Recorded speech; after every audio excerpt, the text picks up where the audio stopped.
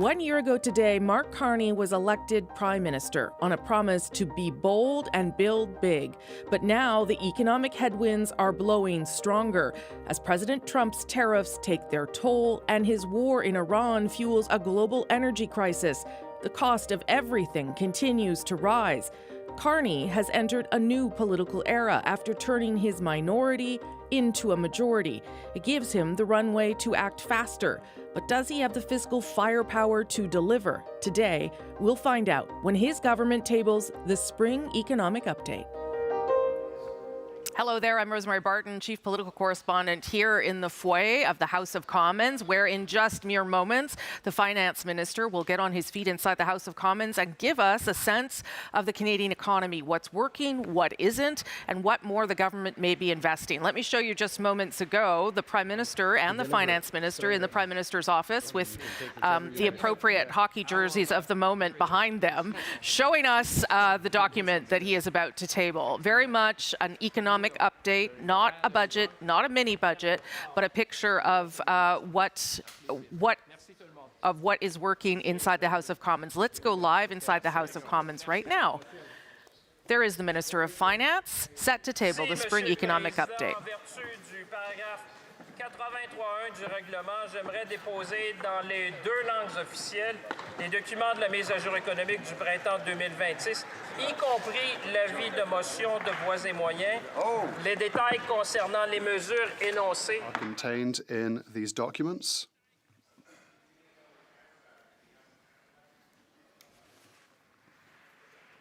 Pursuant to Standing Order 83.2, I'm requesting and with that that, an order of the day we be can bring in designated for David consideration. Cochrane. He, of course, is the host of Power and Politics. He's been in the lockup all day, getting the details of the update to explain them to all of us. So we'll turn it over to you, David. Well, look, Rosie, as the Prime Minister talked about yesterday, this Spring Economic Update, very much an update, Rosie, not a mini budget, as you say, does show a better financial picture and a better economic picture than we saw on Budget Day. And the deficit, let's start there. It is smaller than it had been projected because of that higher economic growth, which led to windfalls in revenue. So look at this. The deficit is now projected to be $66.9 billion for the year past.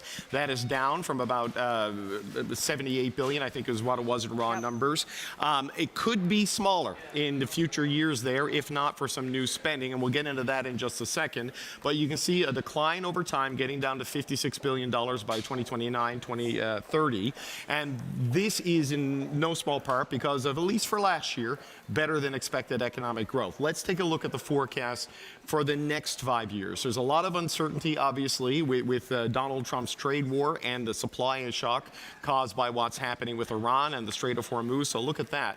1.1% growth projected for this fiscal year, or this calendar year. Now, these numbers you see there, this forecast, it's based on a consensus of private sector economists. So in the immediate term, we've seen better revenue numbers and better growth numbers for the year ended, which explains the improved fiscal situation. But the double stack of trade uncertainty and war uncertainty, you know, it's got it at a low level this year before rebounding in the out years.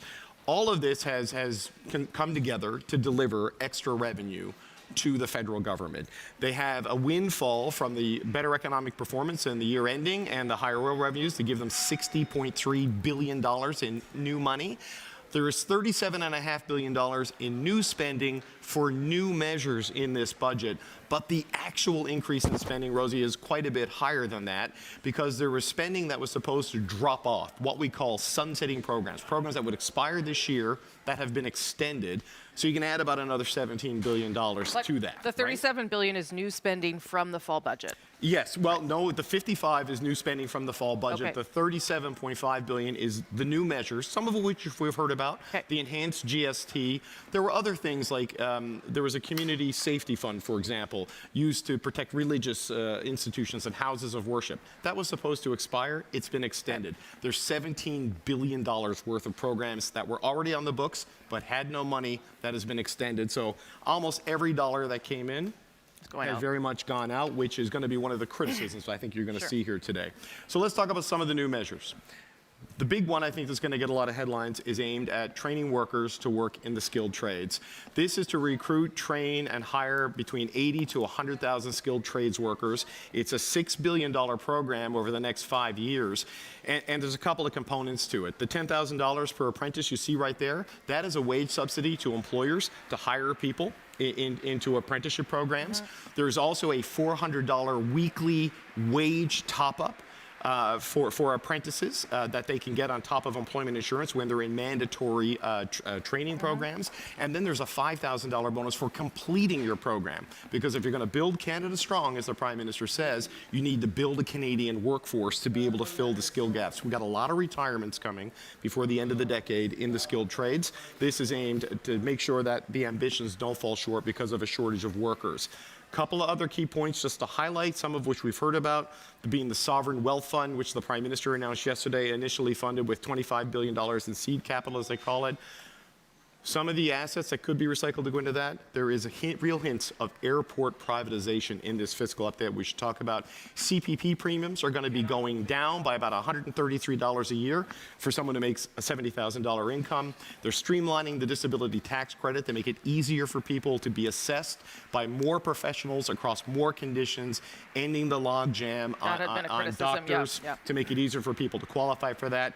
There's $755 million for sports. This is for Canada to try to get big marquee sporting events held on Canadian soil, but also funding for amateur sports organizations to develop athletes, that playground to podium continuum the Prime Minister was talking about.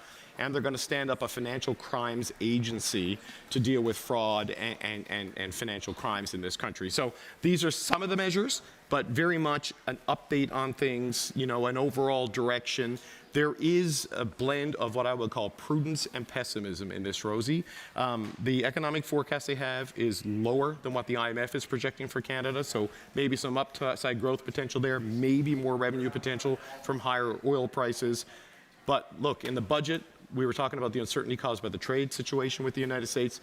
There's now the trade situation, there's the oil shock, the supply chain shocks, and who knows what comes next with the U.S. and the Middle East right now. So there is a lot of risk to the downside in what is a better picture than expected from Budget Day. So, I mean, just as getting the lesson from you as all Canadians in terms of what's in here, it does seem to be a fair bit of new spending. And I wonder what was the justification or explanation. Was it to create Canada strong, to build up the economy, to protect jobs? Like, what was the explanation for why all that new spending? The vast majority of a lot of it, right, is things like cuts to the excise tax, which they announced, right, to alleviate the high price of gasoline at the pumps. There is the enrichment and the expansion of what was the GST credit, which is now being renamed the Groceries and Essential Benefit.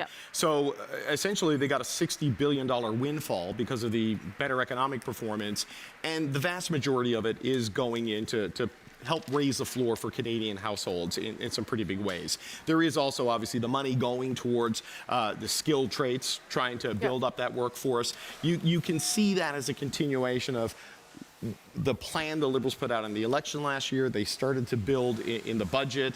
You're seeing this at the Premier's level as they're working on interprovincial trade barriers to allow skilled workers, for accreditations and skills to be recognized across provincial borders, and now building a workforce to take advantage of that ecosystem. But primarily, it's extending programs Canadians were already getting and already relying on, enriching some to help them deal with the shock of the cost challenges caused by the actions of the United States, to be completely blunt, and then to start working on training the workforce of tomorrow. What's not in here still is a lot of the big ticket spending items to come on defense, like submarines and other measures to get to the 3.5% and then eventually 5% NATO targets, but also the savings on the other side, and that's a euphemism for the job cuts, and the downside is going to happen in the civil service. That process is still in progress.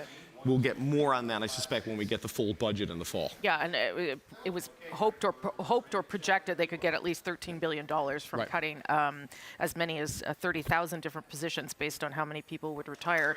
So I'll just ask the question that the Conservatives are probably going to ask, is the affordability measures are essentially the things that have been pre-announced. The things you talked about, the excise tax, the grocery benefit. Beyond that, I see a little bit of spending, not a little bit, but I see $7 billion in low-cost loans to speed up rental homes, which would obviously help. $42 million to help factory-built housing. I don't see other things that are going to help in the immediate, I guess is what I would say. Right. So there are some promises. There's going to be a whole of government competition strategy or a new government competition strategy. It's going to be aimed at some of the things like your telephone bill, your internet bill, and these sorts of things. But that's very much in the pitch phase rather than the fleshed out phase. Let's just look at the Canada Pension Plan, for example, right? This is essentially, it gets criticized as a payroll tax, even though you're paying into a benefit program that will be there when you retire. They did an assessment of it that basically the contributions are 69 basis points higher than it needs to be solvent. So they're reducing the contributions with the consent of the provinces, they say, the unanimous consent of the provinces, by 40 basis points. So enough to give a break, but still have the cushion in case things go sideways. If you make $70,000 a year, this is the illustration they use, you'll save $133. But the employer also saves that for every single employee. So if you're a small, medium, large business and you're looking at the total cost of employing someone beyond their salary, spread across your workforce, this is going to be quite a big savings on the business side of things. So they look at the excise tax, they look at the grocery rebate, they look at all these other things as stacking on top of the childcare and other programs they did in the past. This is as far as it's going to go at this particular point. And the excise tax, nothing to sneeze at, $2.9 billion to give that break until Labor Day. Let's maybe dip back into the House if we can, where the finance minister is giving his speech right now to outline some of the measures David has explained to all of us. Let's listen in.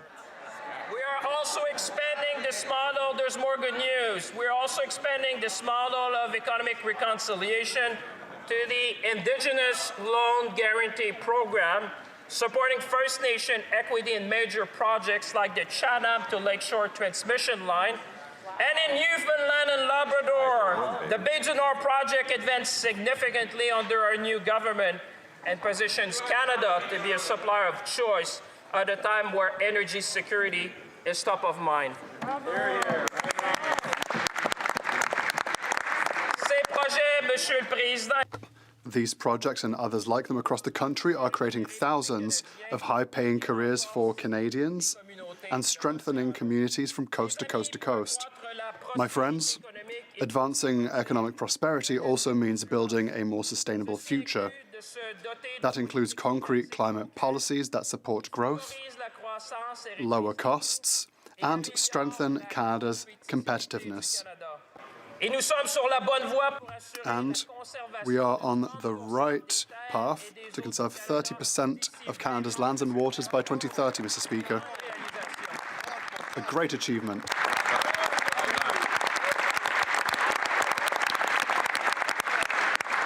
I am pleased to report to this House that the dream of Canada is alive and well, Mr. Speaker. Young people increasingly see themselves in building Canada strong, and we will be there with them, Mr. Speaker. Monsieur le Président, notre... Mr. Speaker, our vision is clear. A Canada strong at home and a Canada strategic abroad. Canada is seen on the global stage as moving with pragmatism and purpose. Over the past year, we have shown that Canada is a top destination for foreign direct investment. We attracted nearly $100 billion in investments, the highest level in almost 2 decades, and secured around 20 new economic and defense partnerships across 4 continents. Mr. Speaker, we're just getting started.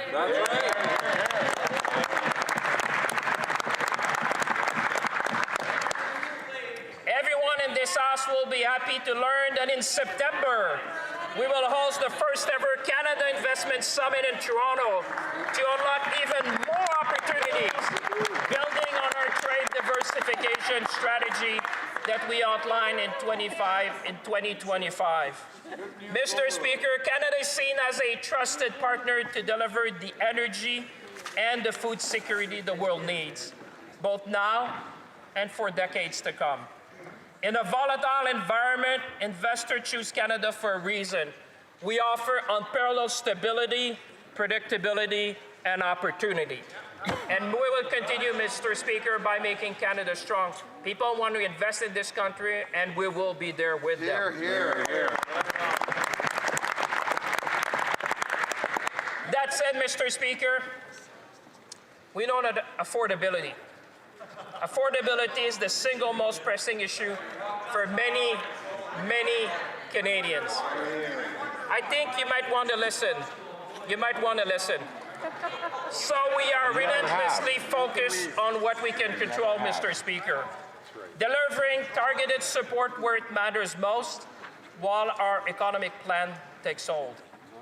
A boost today and a bridge to tomorrow to ease the cost of living of Canadians. Le 5 juin. On the 5th of June, more than 12 million Canadians will receive additional support through the new Canada Groceries and Essentials benefit. Millions more are already benefiting from our middle-class tax cut and automatic federal benefits, ensuring they receive the support they need. The suspended federal fuel excise tax on gas and diesel across Canada aims to reduce Canadians' bills by up to 10 cents per litre on regular gasoline and 4 cents per litre on diesel. Mr. Speaker, that relief is already being felt by consumers throughout the country.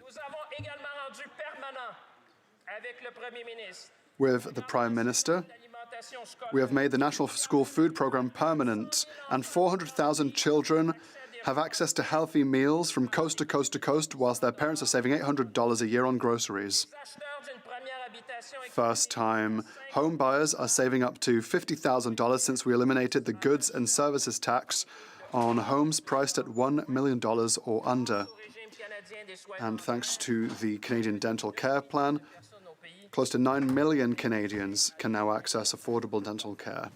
Mr. Speaker, from the beginning, we have placed people and affordability at the center of our economic plan because we know that these pressures are real and demand immediate action because we believe in a Canada for all, Mr. Speaker.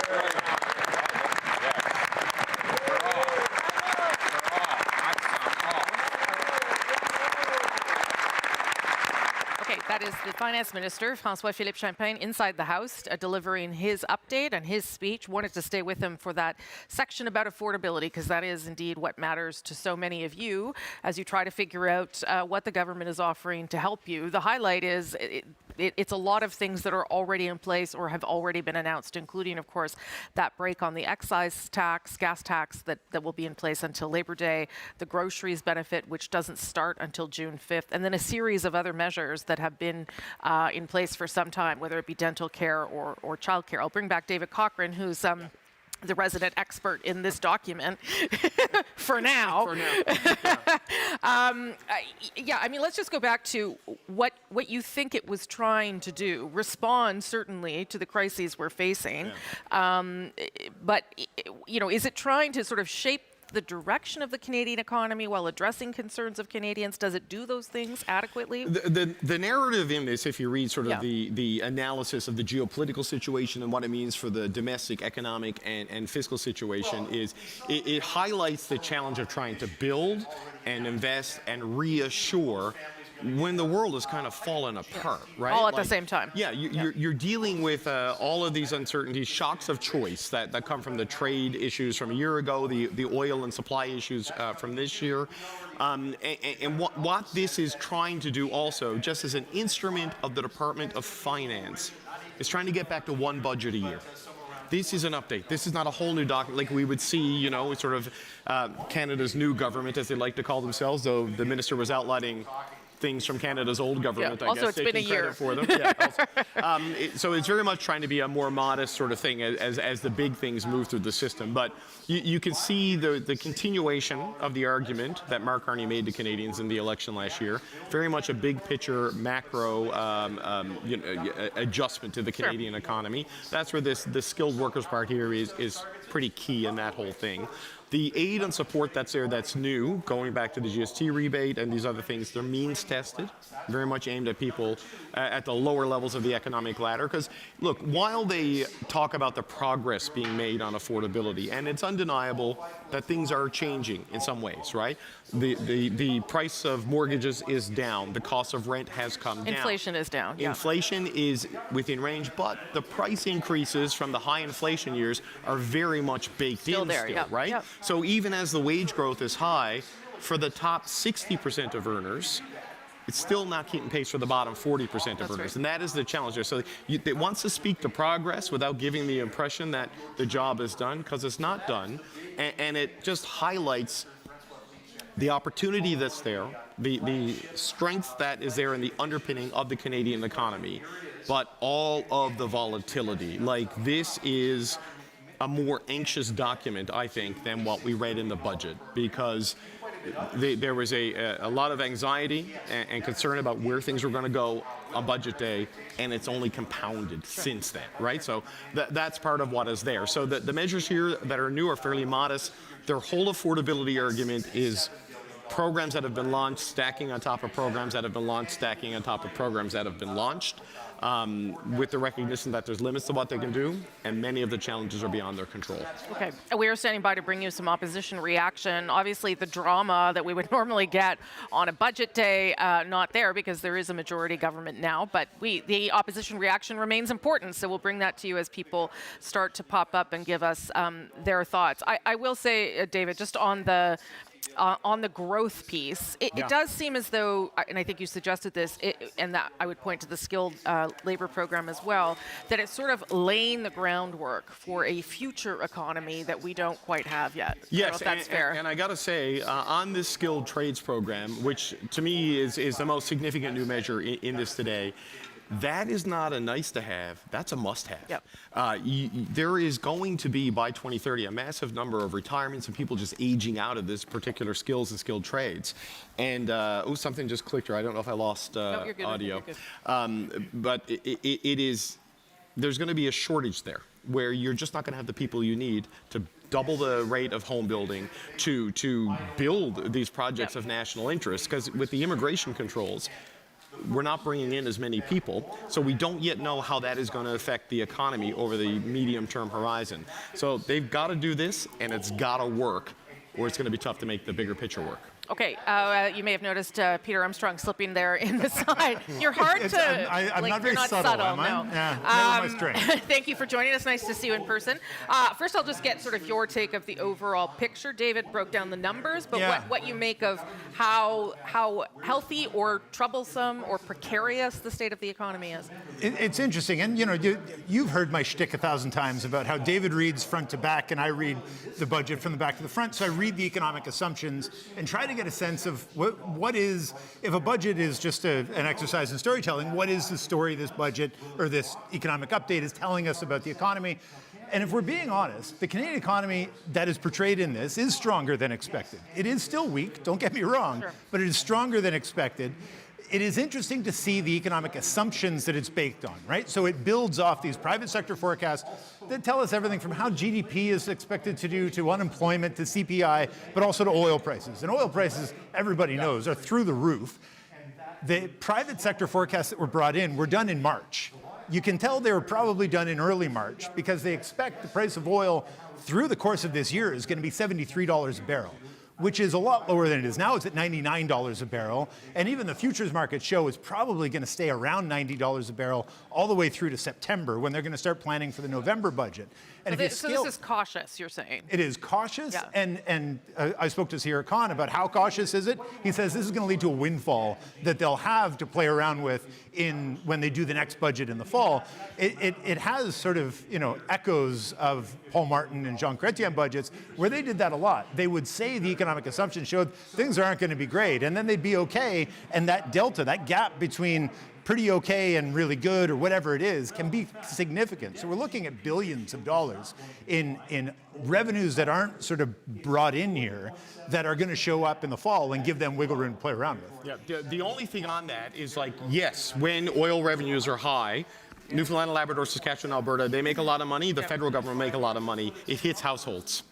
You know, if you're heating with oil, you're going to get hammered. If you're filling up, a big vehicle, you're going to get hammered. And while it is a good revenue jolt, it has this knock-on effect throughout the rest of the economy. And we've never had, in my lifetime, maybe Peter knows the economic history better, a period of persistently high oil prices with the unraveling of our trade relationships at the same time. And just where that goes, I have no idea, right? And so that's why there is some prudence there on the potential upside, but there is also pessimism on the downside risk, saying flat out that risk is severe and skews to the downside. And the budget makes that point, and it also says there's like a threading of needles, that if oil stays high for a little bit, it's net good for the Canadian economy. But if it stays too long, it erodes demand. It destroys demand.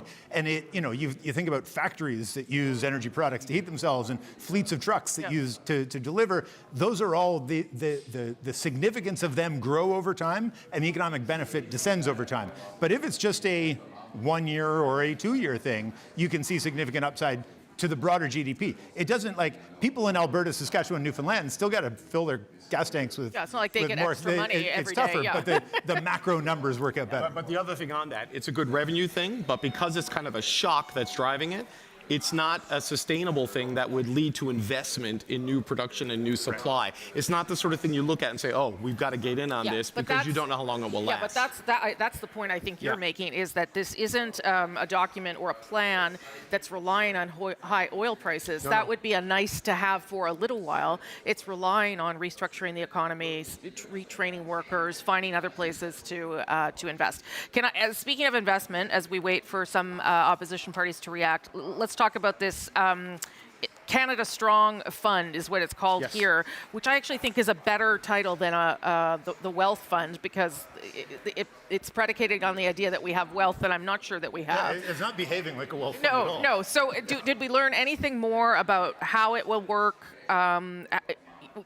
How Canadians will be able to participate if they have any extra money? Do we learn anything more about that? No, there's going to be a consultation process on that to exactly figure out what is the best method or avenue for Canadians to do it. But, there's the $25 billion the federal government is putting in, and then either foreign investors, domestic investors, or individual investors can get involved.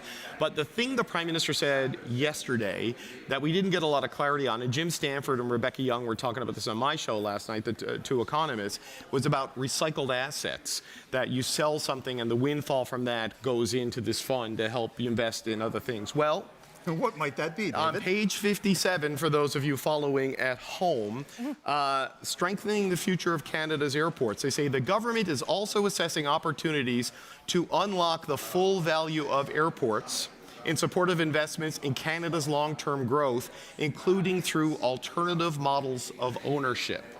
They don't use the privatization word, but that sounds a lot like privatization. Sure does, yeah. And we've been getting wind that this was going to be something that they would at least start the process on. So look, I don't know if this means Pearson becomes something that gets put up for private equity to get involved with, or if it means smaller airports, bigger airports, we don't know. But when you talk about recycling assets to develop the long-term growth in the Sovereign Wealth Fund, right here on page 57, they're looking at airports. So one of the challenges Canada has is big assets that big foreign capital can invest in outside of the plan to get into data centers and AI and maybe energy projects or natural resource extraction. There's not massive amounts of available infrastructure to invest in. This adds to that portfolio potentially if the government chooses to go down this path, and it might be appealing. Then you would also wonder about letting foreign airlines in. I don't want to open that can of worms. For sure, but it's also, I did some reporting around this investment summit that's going to take place in September, where they're going to bring 100 of the top investment companies around the world, or investment bodies around the world, some of them sovereign wealth funds.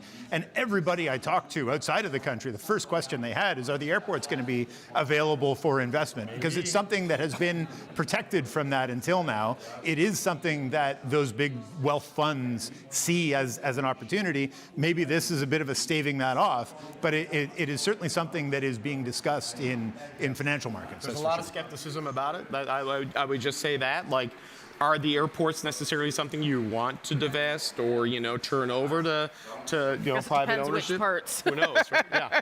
Maybe not air traffic control. I don't know. And when it says that it's so we said $25 billion. It's over 3 years on a cash basis to seed the fund. How is that? Where is that magical money coming from, Peter?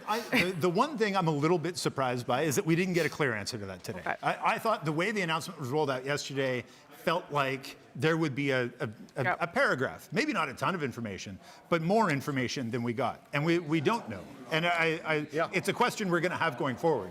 And, it's one thing that is going to be, people are going to keep asking until they get an answer, so I'm surprised they didn't just provide an answer in this. Maybe, and the sovereign wealth fund a lot of people look at, is Norway.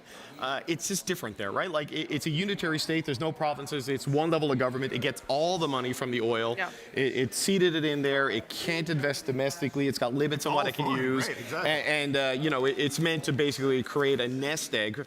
This may be more like what you see in Singapore, where it's a direct infusion of capital and it's used for equity purchases and investment.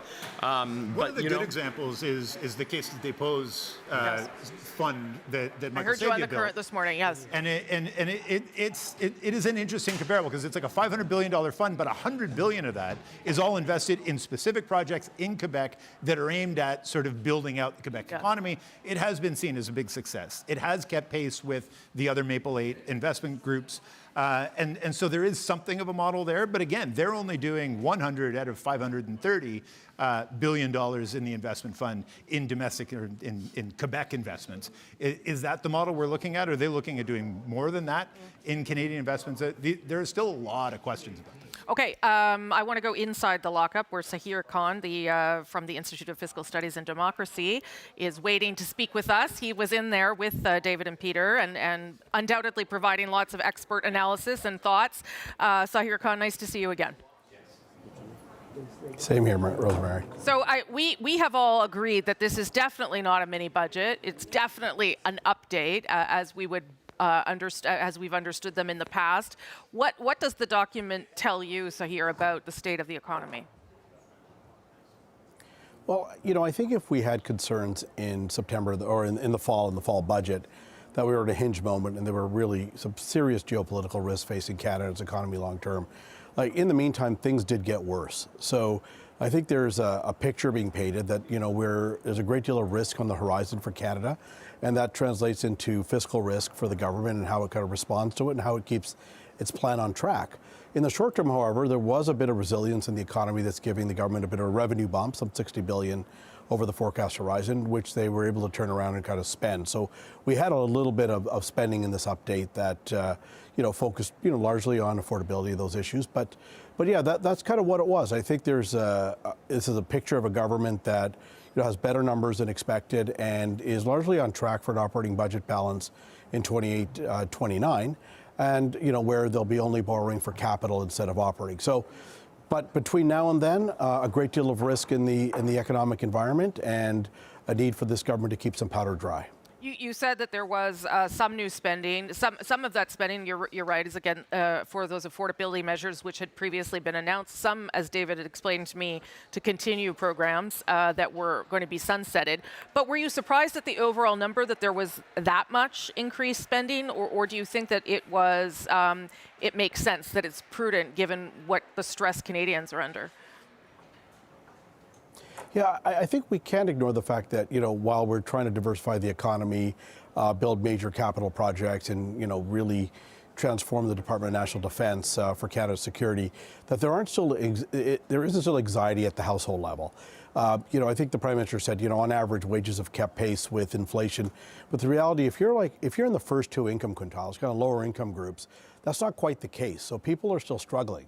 So you take insecurity around food and accommodations, and then you add fuel to it, and all of a sudden, households are under strain. So I think there had to be balance in this update between, looking forward and helping to draw a straight line from the platform to the budget on kind of this capital productivity strategy, but also had to be a nod to affordability and recognize that Canadians are anxious.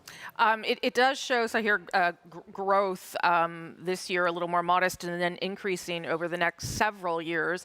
I wonder wondered whether you think that is the government hedging a bit there, because as Peter rightly pointed out, this was based on private economist forecasts from early March, and already the situation has changed. Perhaps, the price of oil will drop back down, but I wonder if you think those are realistic or a little bit cautious in terms of growth numbers.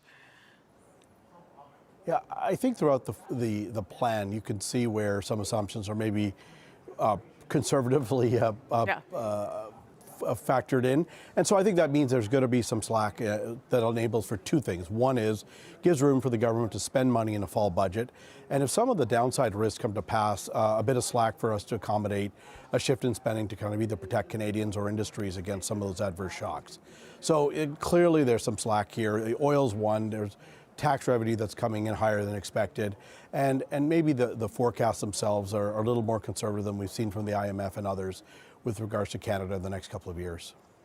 I'll get David to ask you a question in a second. I'm going to ask you just one more question about the skills and training money that's been put there.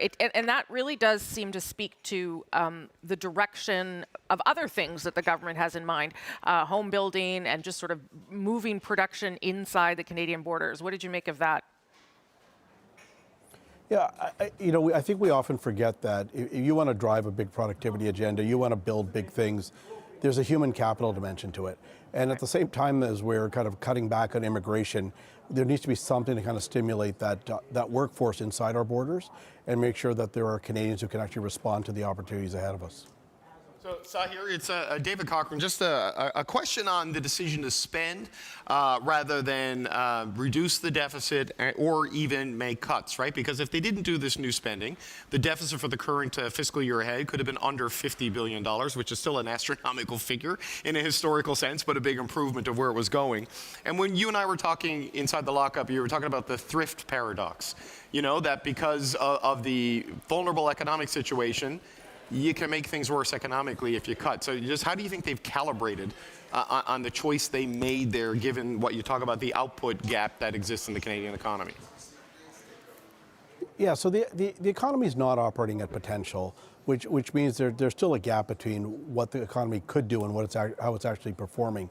So it's not a great time for governments to kind of pull back, right? This is actually a time when governments often, provide that filling of that gap in economic output. So you don't want a restrictive austerity budget at that time. I think what the government's doing kind of makes sense, right? You want to focus on skills, you want to focus on capital, you want to spend the right way. And that composition of spend, I think we're continuing to see that shift from the platform to the budget now, this update. While this, there are a lot of affordability measures, I think the government is continuing to target that long-term economic growth. But certainly, no evidence that it was a time to cut back. When we have both, this type of uncertainty and slack in the economy. But as you note, David, it's a calibration, right? Because they still want to hit their fiscal numbers and show that, they're on a sustainable fiscal track. So, and keep some powder dry for the fall. So, I think the fall will be really telling for us in the full budget and how they kind of, were able to achieve savings, what the environment looks like at the time, and what kind of windfall, if any, they get from economic growth and oil prices. But let's just talk about that for 1 second, because we don't know where the economy is going to go. We don't know where the oil prices are going to go. Maybe better than the 1.1, which is the baseline that's in here, 1.1% GDP growth and a $73 billion barrel of oil. But what's also missing here, Sahir, is the big defense numbers on sub-purchases and other things to accelerate the level of national defense spending, but also what the comprehensive expenditure review, what that will net out in terms of savings, because the retirement deadline for civil servants and other things isn't for another month or 2 months. What are you watching for in terms of where this might net out in the fall in terms of how much of a material change we could see in the bottom line? Yeah, I think the government's going to have to come out with a pretty good accounting of all their spending review results, because they've spent this money, and if they don't realize the savings, then they will have borrowed for that spending. So I don't think there's a choice but to explain kind of their success on that exercise.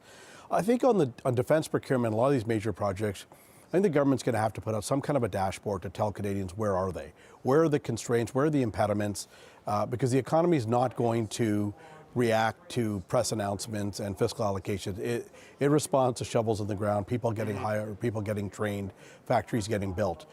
We didn't see a lot of that. We saw little hints of it, and more frameworks and for this kind of a strategy. But between now and the fall, and definitely in that budget, we're going to have to see. So how are we executing? What's the delivery look like? Because that's actually where I think Canadians end up meeting their government is in that delivery. Yeah, that's a really good point, that Rosie, that we were talking about inside. There's the macro vision Mark Carney has, the micro experience that Canadians have. There's a big execution process that has to happen in the middle that's still in progress. Yeah, Sahir Khan, thank you for that and for lending all your smarts to the rest of us that were in the lockup as well. Nice to see you. Same here. My pleasure. Take care. Good to see you. Okay, we are still standing by to bring you some opposition reaction. Pierre Poilievre is going to only respond inside the House of Commons in his speech. I'm told he will begin in French, but we'll take that when he does get a chance to respond. I would imagine that the criticism will be quite rough, given how much spending is there, given that I believe Conservatives will say this isn't enough on affordability. There aren't enough new measures, given some of the asks that they had heading into this. And I would say because this is a majority government, there's no election that's going to be imminent. They can. Oh, Blanchet, Monsieur Blanchet, Yves-François Blanchet is up from the Bloc. So hold that thought. I'll come back to you. Here's the leader of the Bloc Quebecois. Avec comme engagement with fondamental a fundamental commitment that was made at the time, talking about unique expertise, unequalable expertise to deal with the trade crisis and the U.S. tariffs. Now, in terms of the tariffs, it's important to remember that about 3 weeks ago, the United States modified the calculation rate on any products containing steel and aluminum, so that now approximately half of industrial exports from Quebec and Ontario going to the United States are tariffed, even though the government is telling us that 85% of Canadian exports are not subject to tariffs under CUSMA. 2 weeks ago, I put the question to the Prime Minister. I said, this new method of calculation, what about it? And he didn't know what I was talking about. Last week, I talked about it again, and he said, yes, I am pledging to bring in transitional measures for people and industries that are victims of these new tariffs. Let's remember that a company sends products to the U.S., even a small amount of steel or aluminum is now tariffed at some 25%, whereas previously, when the amount of steel or aluminum was low, the tariff did not apply. Now, the Prime Minister promised to bring in transitional measures. The economic update contains absolutely nothing. Now, with respect to any other topic addressed in the update, I'll take your questions, but I would invite anyone who wants to analyze that budget to go and speak to the companies and the chambers of commerce that are receiving a new method for calculating the tariffs, whereas the government, I mean, it's not possible they're not aware, but they don't seem to know what we're talking about, and I find that extremely serious. The year during which, because the economy was resilient, because inflation drove up government revenues, because the government did not spend a certain amount of money, so we have a lower deficit. But now I think the businesses, and we can name a few, are starting to lay off workers or even shut down completely. That's serious. And these are industrial sectors that are at the core of Quebec's economy. There's also a kind of vacuity there. Okay, that is some initial reaction here from the leader of the Bloc Quebecois, Yves-François Blanchet, concerned about how the tariffs, the sectoral tariffs in particular, are impacting companies primarily in Quebec, obviously, that he is representing, and how the government is responding to that. We are standing by to bring you, oh, look, he's just popped up there on my screen. The Conservative leader, Pierre Poilievre, will bring you some of his initial reaction here inside the House. Honourable Minister, listen in live. For his speech. I would thank him for simplifying the disability tax credit. As a father, I appreciate that, and I'm ready to work with him to make the system simpler so that it can help more people.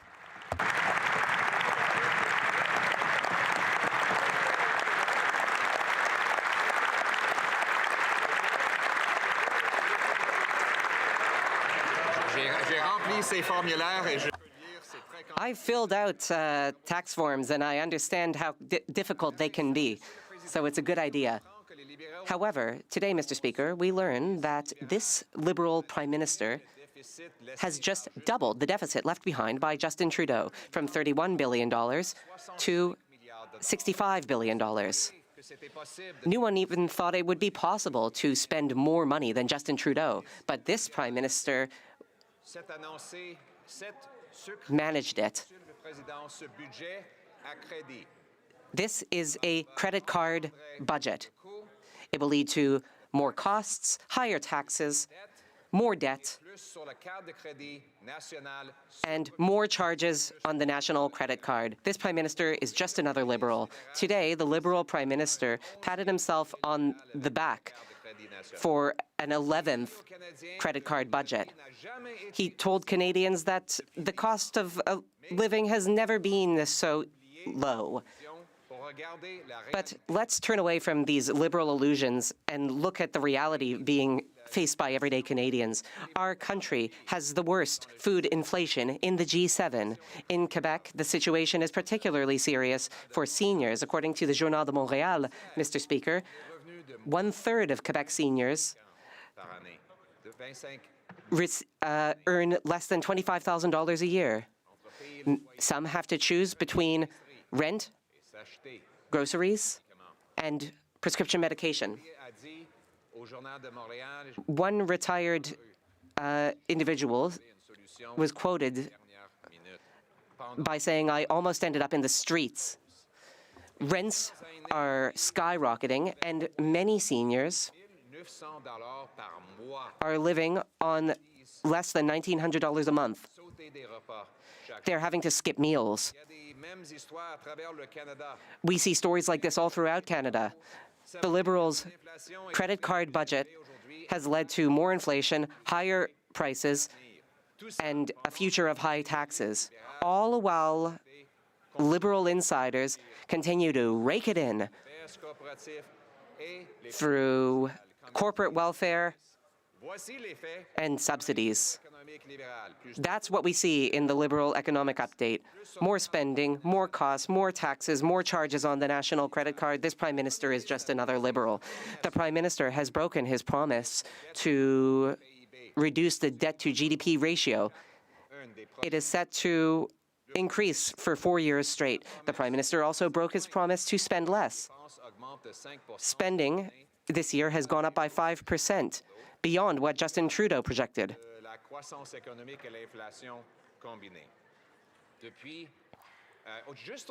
Just today, the Prime Minister announced $37 billion of new spending. And here we're talking about net spending.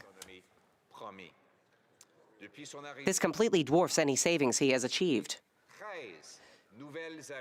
Since coming into office, the Prime Minister has created 13 new government agencies, burdening our democracy further. His deficit is the largest we have seen outside of COVID, and interest payments on the debt, expressed as a percentage of GDP, are the largest we have seen since 1996. Interest payments on the debt are now $59 billion a year, more than what is spent on health, more than what the government takes in through the GST. This means that when you pay the GST, every single cent you are paying vanishes into the pocket of bankers. Not a single cent goes to our doctors or nurses, Mr. Speaker.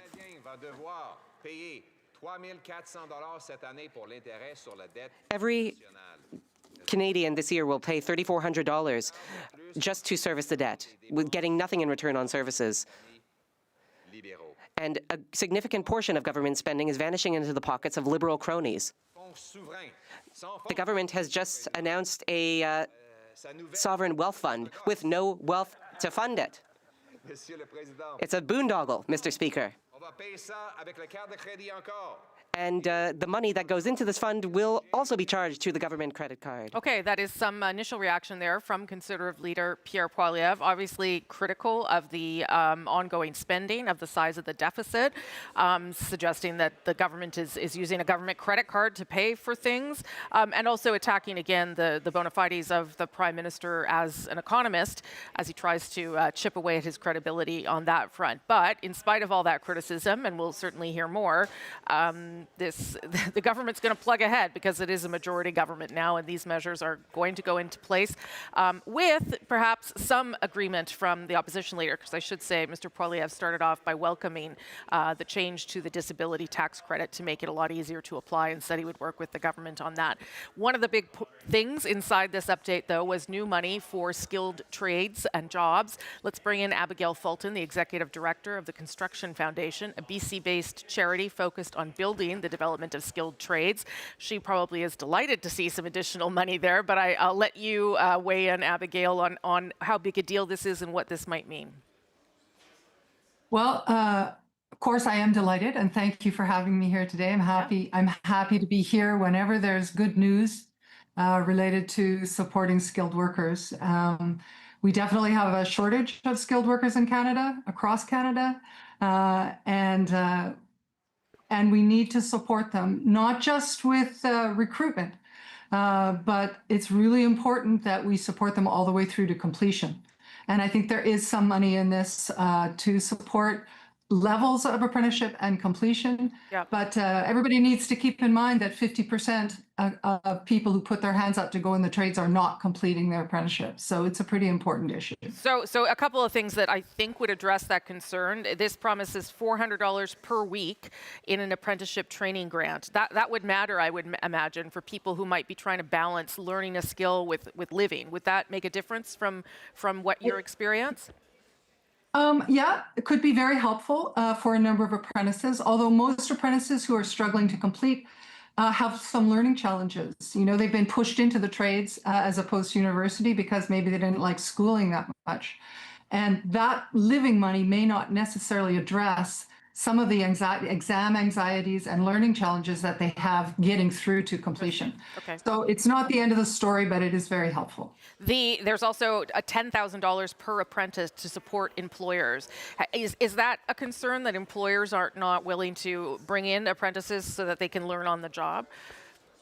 I actually think that most apprentices go to trade contractors, and a lot, if not 80, 75% at least, are small companies.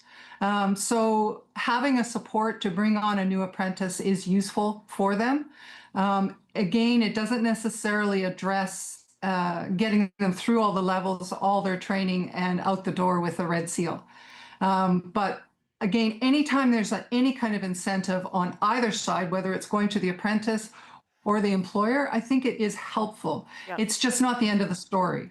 How critical is this in this moment as the government is trying to turn to building Canada strong and getting things done inside the country? How important is it that there are more apprenticeships available?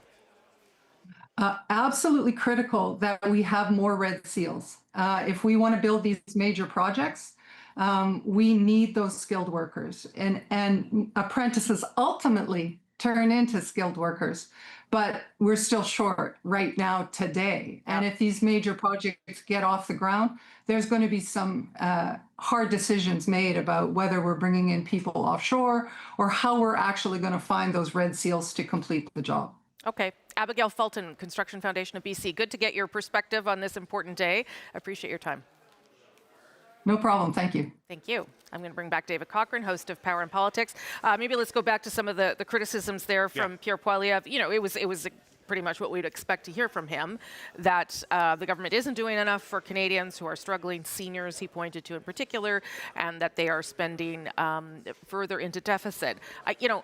It's hard to do both of those things at once, I will say, to help people and not take on some debt, but he obviously thinks that this isn't the right balance. Yeah, the central criticism is that there is too much spending, and what spending is there isn't the right spending mix, right? And, in terms of where the deficit is going and where the debt service servicing is going. He's got a point there. Look, the deficit is better than projected. The out years are roughly the same because of what's going on. But as a share of the economy, because they keep changing fiscal anchors, Rosie, you know, is the deficit How convenient. as a percentage of the GDP. They are staying on their track. They're about a full percentage point and a bit to the good on that. But again, with all of this volatility and risk, who knows where that goes.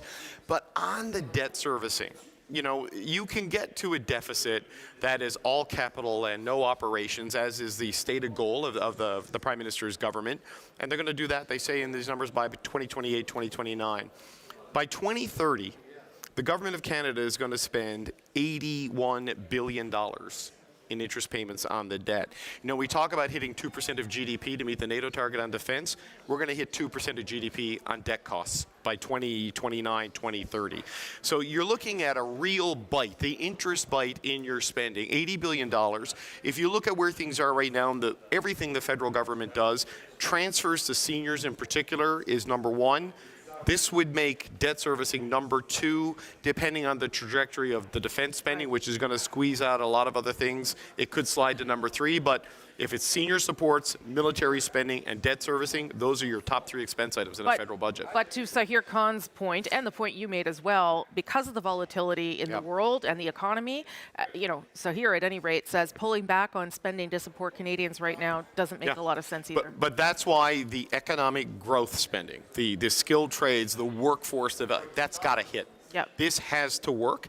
The federal government has suffered from an execution problem for a number of years now.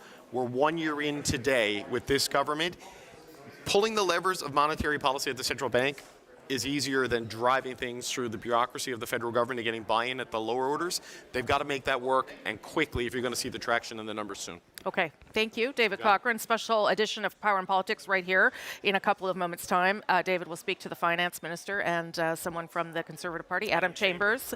So he'll have lots more analysis through the next 2 hours. Thank goodness for him. Thank you for watching. We hope we made some sense of what this means for you at this critical time where we know so many Canadians also struggling to make ends meet. Government has a couple more affordability measures announced today, but largely trying to chart a course through what is a turbulent economic time right now. I'm Rosemary Barton. Thank you so much for watching. Stay right there. Power and Politics with David Cochrane is straight ahead.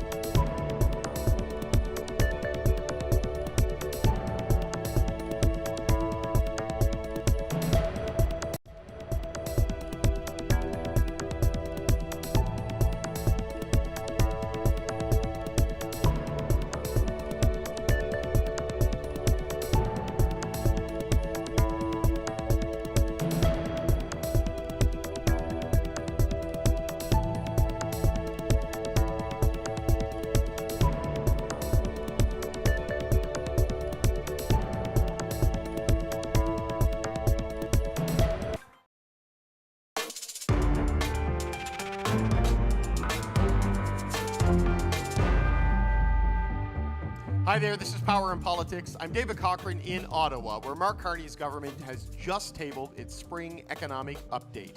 And it shows an economy that's on somewhat more stable footing, but also increasingly at risk of stumbling as the world grows more dangerous and unpredictable. Canada is resilient. Canada is resourceful. Canadians are resourceful people. So together, we can chart a path forward to the fog of uncertainty, because Canada has what the world wants and increasingly needs. Since the fall budget, the government's bottom line has actually improved. The deficit shrank by $11 billion this year to about $67 billion. But there is still no projected path back to anywhere close to balance in the years ahead. Now, that smaller deficit is thanks to a growing economy. But now that growth is slow, but it's better than expected in the face of U.S. tariffs. As a result, the government took in more revenue than expected, a windfall of $60 billion since November, so the government had some room to spend. Today's economic update includes $37.5 billion in new measures. One of the biggest moves announced is a plan to create more skilled workers. The government aims to recruit, train, and hire up to 100,000 skilled trades workers. That'll cost $6 billion. And included in that is up to $10,000 in income support for each apprentice. Other measures include the Sovereign Wealth Fund, announced yesterday, a plan to cut CPP premiums, and streamline the disability tax credit. There's also $755 million towards sports facilities and programs, and a new financial crimes agency. Now, just moments ago in the House of Commons, Conservative leader Pierre Poilievre reacted to this fiscal update, calling it a credit card budget. On this day, as the Prime Minister congratulates himself for putting an 11th Liberal budget on the national credit card and tells Canadians that affordability is the best it's been in a decade, let us remember that his illusions are not reality. Okay, we're going to get some more reaction from the Conservatives now. I'm joined by Adam Chambers. He is the party's critic for international trade. Adam Chambers, good to see you, sir. Thanks for being here. Pleasure to be here with you again, David. So $37.5 billion in new spending on new measures. There's another $17.5 billion that stacks on top of that. That's an extension of measures that were going to expire. So $60 billion in revenue, $55 billion really in new spending. What do you make of the picture that was laid out today by the finance minister? Well, it's clear. The reason the deficit picture is slightly better than it was in November was because their government is actually receiving higher personal and corporate tax revenues than what they expected. So, that is flowing to the bottom line. The other measures are really just reallocations of existing spending internally. But again, this budget deficit number is still double what Prime Minister Trudeau's last budget had projected for the years ahead. So the suggestion that... A lot has changed since Justin Trudeau's last budget, though. I mean, trade war, economic shock in the Middle East. I mean, there's a lot of... Indeed, but there's certainly not a revenue problem at the Government of Canada. The Government of Canada revenue is the government is still posting strong revenues, stronger than they expected. This government is electing to spend some and put some of them back to the bottom line. But I mean, they had padded the numbers in November to make it look like the deficit was a bit bigger than they expected. So, they're slightly jumping over a low bar that they set for themselves. Right. But the truth is, we still believe, you look at debt service costs are going from about $55 billion a year to $80 billion in just a few short years. That's a significant increase, more than we collect on GST, and more certainly than we spend on healthcare, send to provinces to deliver healthcare in the country. I just want to signal to people listening at home, hearing a lot of background noise. We're all kind of jammed in here in the foyer of the House of Commons, and some people don't have inside voices. And that is what you're hearing. There's people shouting on either side of us. So we're going to try to talk at a normal tone of voice here if we can. But look, you're right that the spending is up and the revenue is up, but the needs are also greater because of the shock last year of the trade disruption, and now the energy, the supply shock, and the oil shock caused by what's happening in the Middle East. I mean, shock stacked on top of shock because of the deliberate actions of the United States. Well, there's no question there are external events that are affecting the domestic economy here, but let's remember, again, you point back to the revenues, the economy's still doing somewhat okay, but I would say there's worrying signs on the horizon. Sure. I think the government should be tightening its belt much further in order to prepare for potential additional downside risks. I mean, if you look at the way that they project downside economic scenarios, it could be a fairly negative picture. And there's some economic indicators that are suggesting that it's not as rosy as a picture as the government is trying to portray. Well, there's one scenario. I want to go through a couple of measures, but just on that macro picture, right? Look, it's a mix of prudence and pessimism in that they project 1.1% GDP growth this year, which is based on the consensus of private sector forecasters. So this is the model we use in this country. IMF says it should be higher than that. They use a $73 barrel of oil. It's likely going to be higher than that. Both things could be more money. But you look at the projections of if this persists in the Middle East, you're looking at growth being cut in half. You're looking at the possibility of a global recession. So how do you calibrate with any precision in all of that? Well, I think you've just identified some serious and significant downside risks, not just for revenue, but for the economy in general. Yeah. If that is the case, the government should not be increasing its spending. It should be reducing its spending, preparing or setting aside, a rainy day fund instead of setting up, another agency, the Canada Sovereign Wealth Fund, or the so-called Sovereign Wealth Fund. That's now the 13th agency that Prime Minister Carney has started. So I think, you've identified there are risks on the horizon. We're suggesting that we should not be spending going into those risks. So the Sovereign Wealth Fund is going to be seeded over the next 3 years. So just set that aside for a second because that's not part of the deficit that built up to today. So there's money there to help apprenticeships to get a $10,000 subsidy to employers for wages, $400 per week for people in the skilled trades when they're doing their mandatory education component, and $5,000 bonus if you complete your training, because a lot of people drop out throughout the process. That's $6 billion over 5 years. That seems like a valuable thing to do if you're going to try to double home building and grow the economy. So I know Mr. Poilievre pointed to that $31 billion number that was in the last Justin Trudeau number. Why that number? I mean, what do you get rid of? What does that do to fundamentally change the picture on an economy that's soon going to be worth $4 trillion? Getting a deficit down to $31 billion. What do you throw overboard there? Well, again, if risks are on the horizon, I think we should be tightening our belt. That's not to take away from some measures in here that might be okay. The apprentices. This is a support that Conservatives have called for some time. In fact, we had a private members bill to support apprentices as well. But there are still, you look at some big ticket items. Almost $25 billion on outsourced professional services contracts and consultants. They're doing a review of that to shrink it, which I know is something you have been calling for quite some time. They're saying that they're doing a review of it to shrink it, but David, I'll believe it when I see it. There's also tens of billions of dollars for corporate welfare. There are large pots of money that I think are opportunities with which the government should be significantly tightening its belt, especially as they're going to the public service and saying, hey, we're actually going to have less work for you to do. Mm-hmm. You shouldn't also then be outsourcing record amounts of work every single year, which is what that professional service contract $25 billion is. Well, there's a couple of things not in this budget, too, in that we don't yet know what the consequence of the comprehensive expenditure review will be, because that process is still ongoing. So we don't know what the savings will be on that side of it.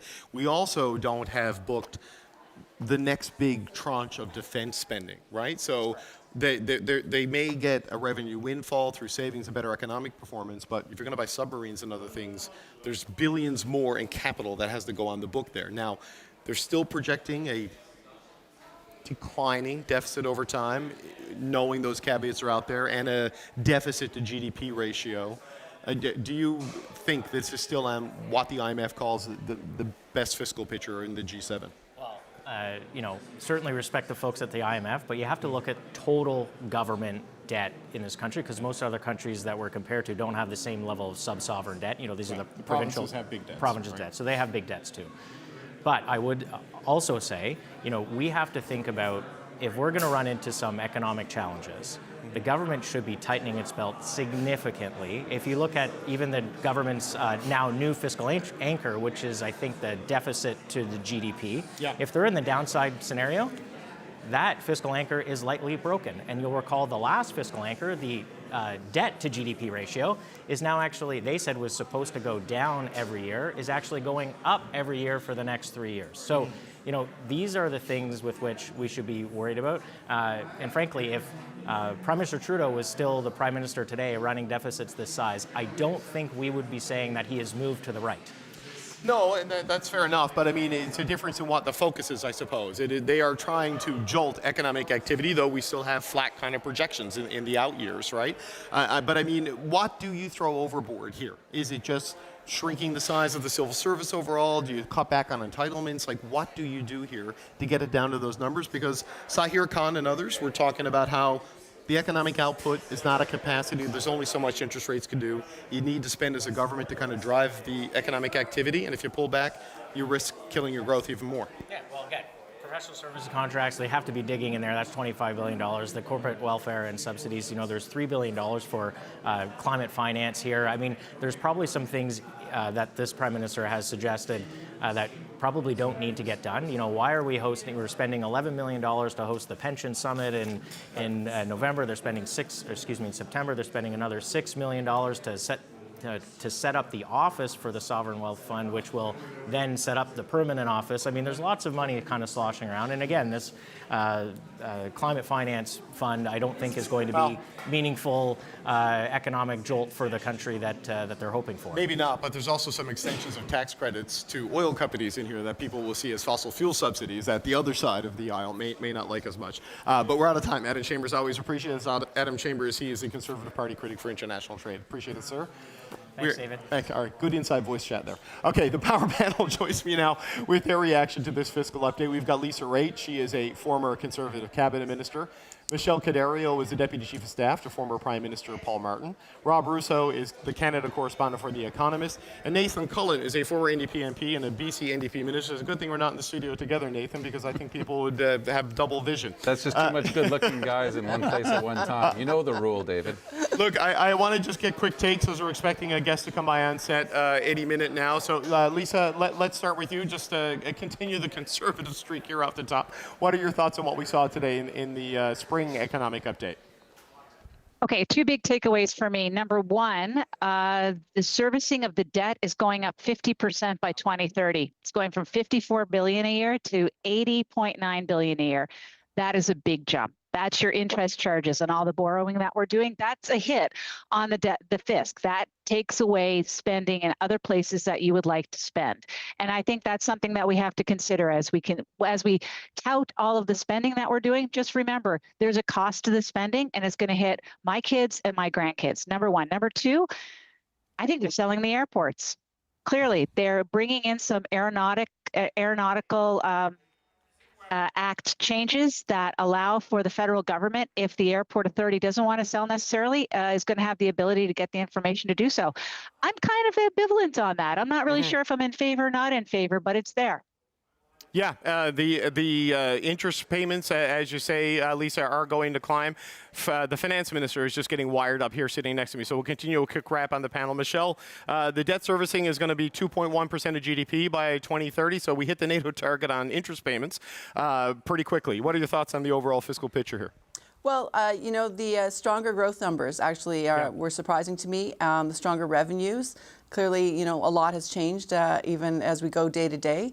That plus the huge investment in apprenticeships and in skilled trades and really trying to drive and find those workers to take on a lot of these big projects that the Prime Minister is trying to bring to Canada. So just marrying that too and kind of all along the supply chain, really. And this is the actual, you know, people resources that's needed for it.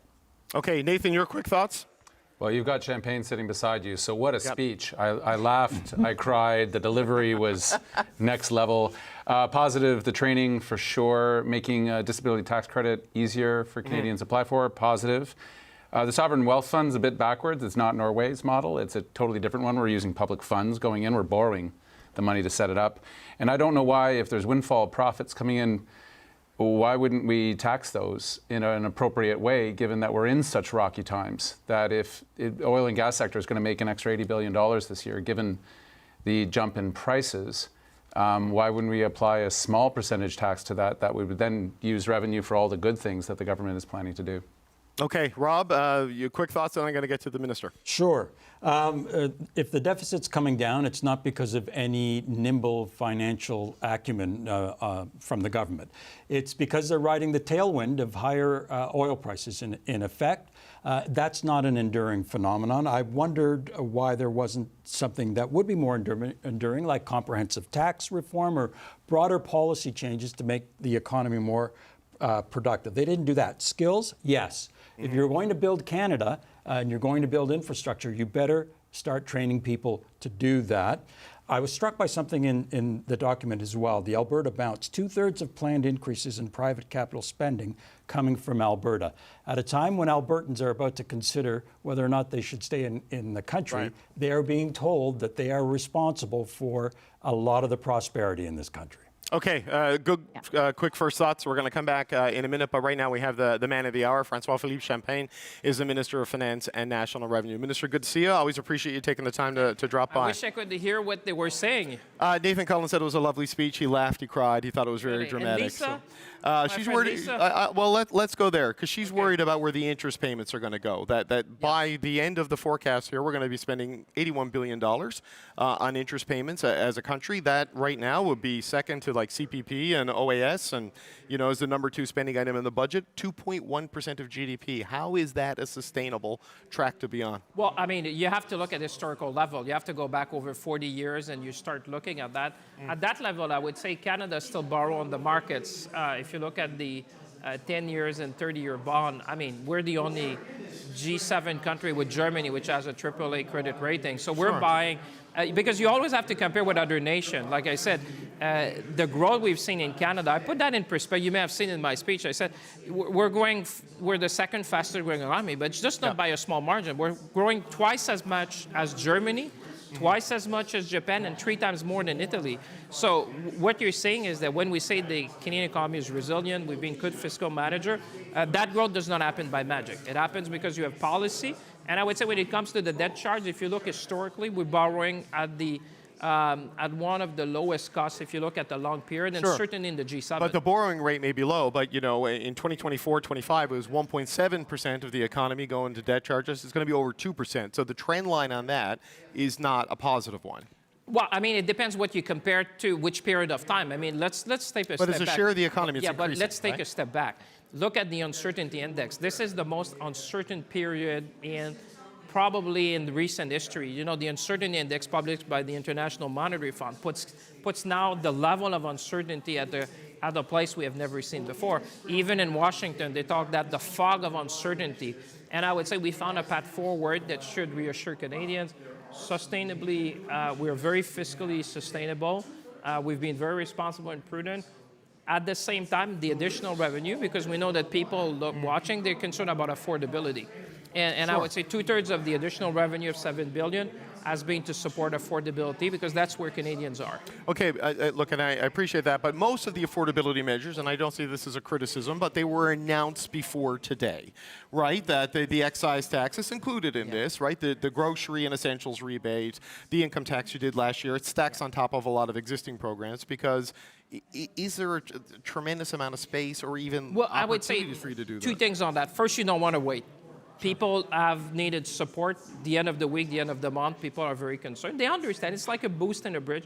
They needed a boost. And what we did on June 5th, people will already see the boost. The bridge is really, to see our plan growing, because when you build more infrastructure, you saw what we did for young people, the tradespeople. I mean, this is a generational investment, and people are going to build our country. The Sovereign Wealth Fund, which is also an opportunity. I mean, it's quite interesting that the international press was saying this is really Canadian, because in a way, not only will have a sovereign wealth fund, but retail investor will be able to invest alongside the government. Well, we don't yet know how that's going to work, right? But I have a question. I have a question about the sovereign wealth fund, because the Prime Minister in the announcement yesterday talked about asset recycling. So we know there's $25 billion from your government revenue that's going to go in to seed it, and maybe more investment, and eventually we'll figure out how ordinary people can invest in it. But it says here on page 57 of your fiscal update, the government is also assessing opportunities to unlock the full value of airports in support of investments in Canada's long-term growth, including through alternative models of ownership. Are you going to look at privatizing airports to put that money into the wealth fund? Well, listen, I wrote these words, so I know exactly what I mean. Well, then tell me what it means. Because I'm the one who wrote it. So I would say we need to start looking as a country at getting full value of federal assets. You know, you look at Australia, you look at the UK. We're looking at best practice in the world, how people have built assets, you know, to provide better services, to modernize. I think the way we have approached federal assets, public assets in this country needs to evolve. And what we're saying is that, is there a way we can unlock the full potential of value with respect, for example, to ports or other assets that we have? You mentioned airport. I think it's fair to look at what's being done in the world and see how can you get the best, you know, the full value of these assets in order to serve Canadians. So does that mean you're definitely going to privatize airports, or are you going to look at privatizing airports? Listen, we're in the early stage of looking at the things we can do. We're going to look at a number of different things, looking at best practices, looking at the full value. There's a number of assets, by the way, I'm looking at. This is just, you mentioned too. Oh, well, but I'll say there's a number of assets. It's your chance to tell the country what you're looking at, watch your scale. Exactly, no. Right? But there's a number of things, because what we want is that there might be more value for a different type of structure of ownership with respect to some of these assets. We're looking very much at what Australia's done, the United Kingdom, like I said. There's some assets, power generation assets. There's different things you can look at and say, what a modern country in the 21st century can do in order to get full value of these assets. Okay, so when are we going to have some clarity on that? Do you have, like, will that be this year? Well, I mean, we announced yesterday there's more detail with respect to the spring economic statement. And then we said we're going to consult best practices, international institutions. We've started that. We've talked to a number of funds. But, you know, if you look at the international press, they said this is going to be the only sovereign wealth fund where individual people can invest and benefit in the growth as well, which is truly Canadian, because that's kind of the inclusive growth we want to do. But what is the incentive for me to invest in the sovereign wealth fund as opposed to, say, directly in a company or Standard & Poor's 500 index fund? Like, I don't know your financial situation. I'm a public broadcaster. But it's okay, but it's not great. I would suspect you're not at par for those who can really access these very big assets. You know, for example, if you're looking at the big project, we're looking at mine, we're looking at critical minerals, we're looking at natural resources. I mean, most retail investors that I know of don't have access to that. Right. Now, we're saying you're going to have access because we're going to create collective growth. But if you want, as an individual investor, to say, have a bit of savings, we're going to make a product which is easy and simple for you to do it. If you want, there's no. Right. But you know, if you look at what they've done in the Nordic country, the payoff over 30 years has been tremendous for people. But the Norwegian sovereign wealth fund is different than what you're doing here. I mean, they're a unitary state, so all the oil revenue goes to one government. They don't invest domestically. There's annual caps of 3% of what they can spend, you know, to support their government. Like, it is a different structure than this because it was windfall profits, I don't pretend it's that. Yeah. I mean, there's not one which is the same. Singapore has its own. Saudi Arabia has its own. But what we look is that the best practice of all and say, what would be truly Canadian? And, you know, we have a number of projects we're building. The nation, I would say Canadians want to be part of that. And having a retail aspect is uniquely Canadian, because if you talk about people wanting to share in the growth, that's a great way of doing it. But people will provide the details in due course, obviously. And I see Avi that I'm going to say hello to, because I want to congratulate him. Well, Minister, we are 1 year. This is the 1 year to the day from the election last year. And the pitch primarily was to deal with the disruption caused by Donald Trump with trade, to get a deal and to deal with, and also to focus on building the economy and driving it to higher levels of growth. When do we see that? Because, well, you've seen it already. Well, but just give me a second. Like, the projections in this budget for the out years on growth are similar to the projections for those same years when Justin Trudeau was Prime Minister. So if Canadians are going to feel this, when do we start to see it in the projections? Because you're not seeing a Mark Carney, Minister Champagne bump in those numbers. Hold on. You have to assume also, you know, Canada is not immune to what's going on in the world. Sure. As much as I mean, like I said, you can't compare this period to even the previous government. Like I said, the world is more uncertain today than it has ever been. It's not me saying that, but you look at the IMF chart. I'll show you the chart. This is bigger than what we've seen in decades. So what you live today, and what people watch, is the most uncertain time we have ever lived in. Yes, it's arguably worse now than it was in the budget, because you've had the Iran situation stacked on top of the it's like you put all that together and you say, well, the world growth is much lower. We're not immune to disruption in supply chain. We're not immune to tariff. What I'm saying is that despite all that, we managed to have growth which is twice as much as Germany. of all countries, twice as much as Japan. Not countries which don't know how to grow their economy. And therefore, what I'm saying is that because of the fundamentals, Canadians are resourceful, workers have adapted, SMEs are exporting to other markets than the United States. You know, the fear at the time was that because we're so intertwined with the US, that growth would be lower, actually, in the G7. But after the United States, we're the fastest growing economy in the G7. But when you look at the projections, and look, I appreciate all of the uncertainty. I get it, right? But we're looking at high water projections in your own document. I know this is the consensus of private sector forecasters, exactly.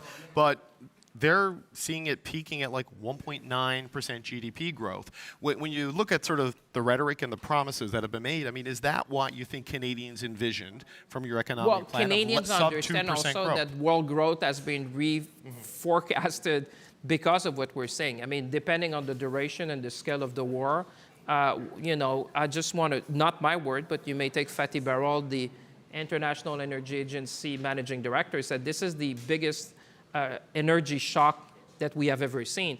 So on one end, I'm with you. I'm an optimist. I want to say, listen, we're doing better than others, but I'm not immune to conflicts around the world that can change the price of oil, that can change supply chain. What I'm saying is that the Prime Minister has said one thing, let's focus on what we can control. What we can control is to sell more to other nations, is to make sure that we have a more efficient economy, that we support Canadians at the same time.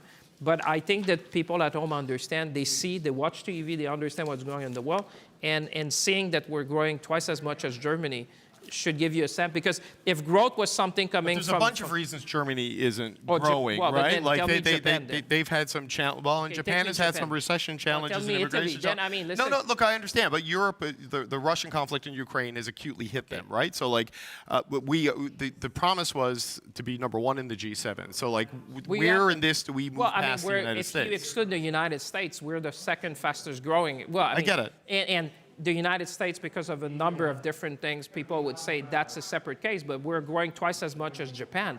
That's not impacted by the war there. So my point is that, listen, are we taking policies to grow more? Yes. Are we fiscally prudent? Yes. Are we taking care of people with affordability? Are we giving Canadians a chance to invest? Yes. We're investing in sport. We're investing in small craft harbor.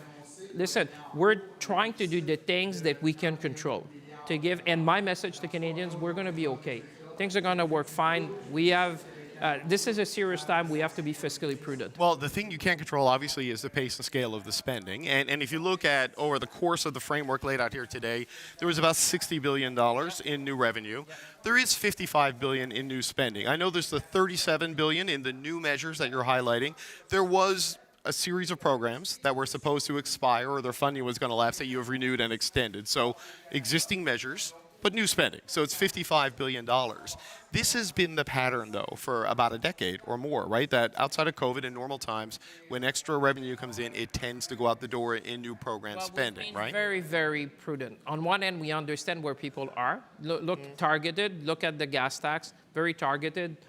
You know, very specific period, helping people where they need. Just one thing that has changed compared to what you were saying previous period, when is the last time that some government did a comprehensive expenditure review? The $60 billion we did is equal or more than what the Harper government did. It's equal or more than what Prime Minister Chrétien did at the time. So on one end, like you said, revenues are increasing, but on the spend, we're doing the homework. Right. Canadians have been tightening their belt. We're tightening our belt. And trust me, I'm the one in charge of that committee. So I look everywhere to find savings. But the comprehensive expenditure review, we're not seeing the results of that yet in this document, right? Because I know the decision on retirement dates for civil servants is not until June, I believe. So we'll see that in the budget. And how quickly... You're talking about outside consultants, something the Conservatives have been hammering you guys on for years. How quickly are we going to see the results of both of those measures? Directives have been given. We said, you know, it's $5 billion.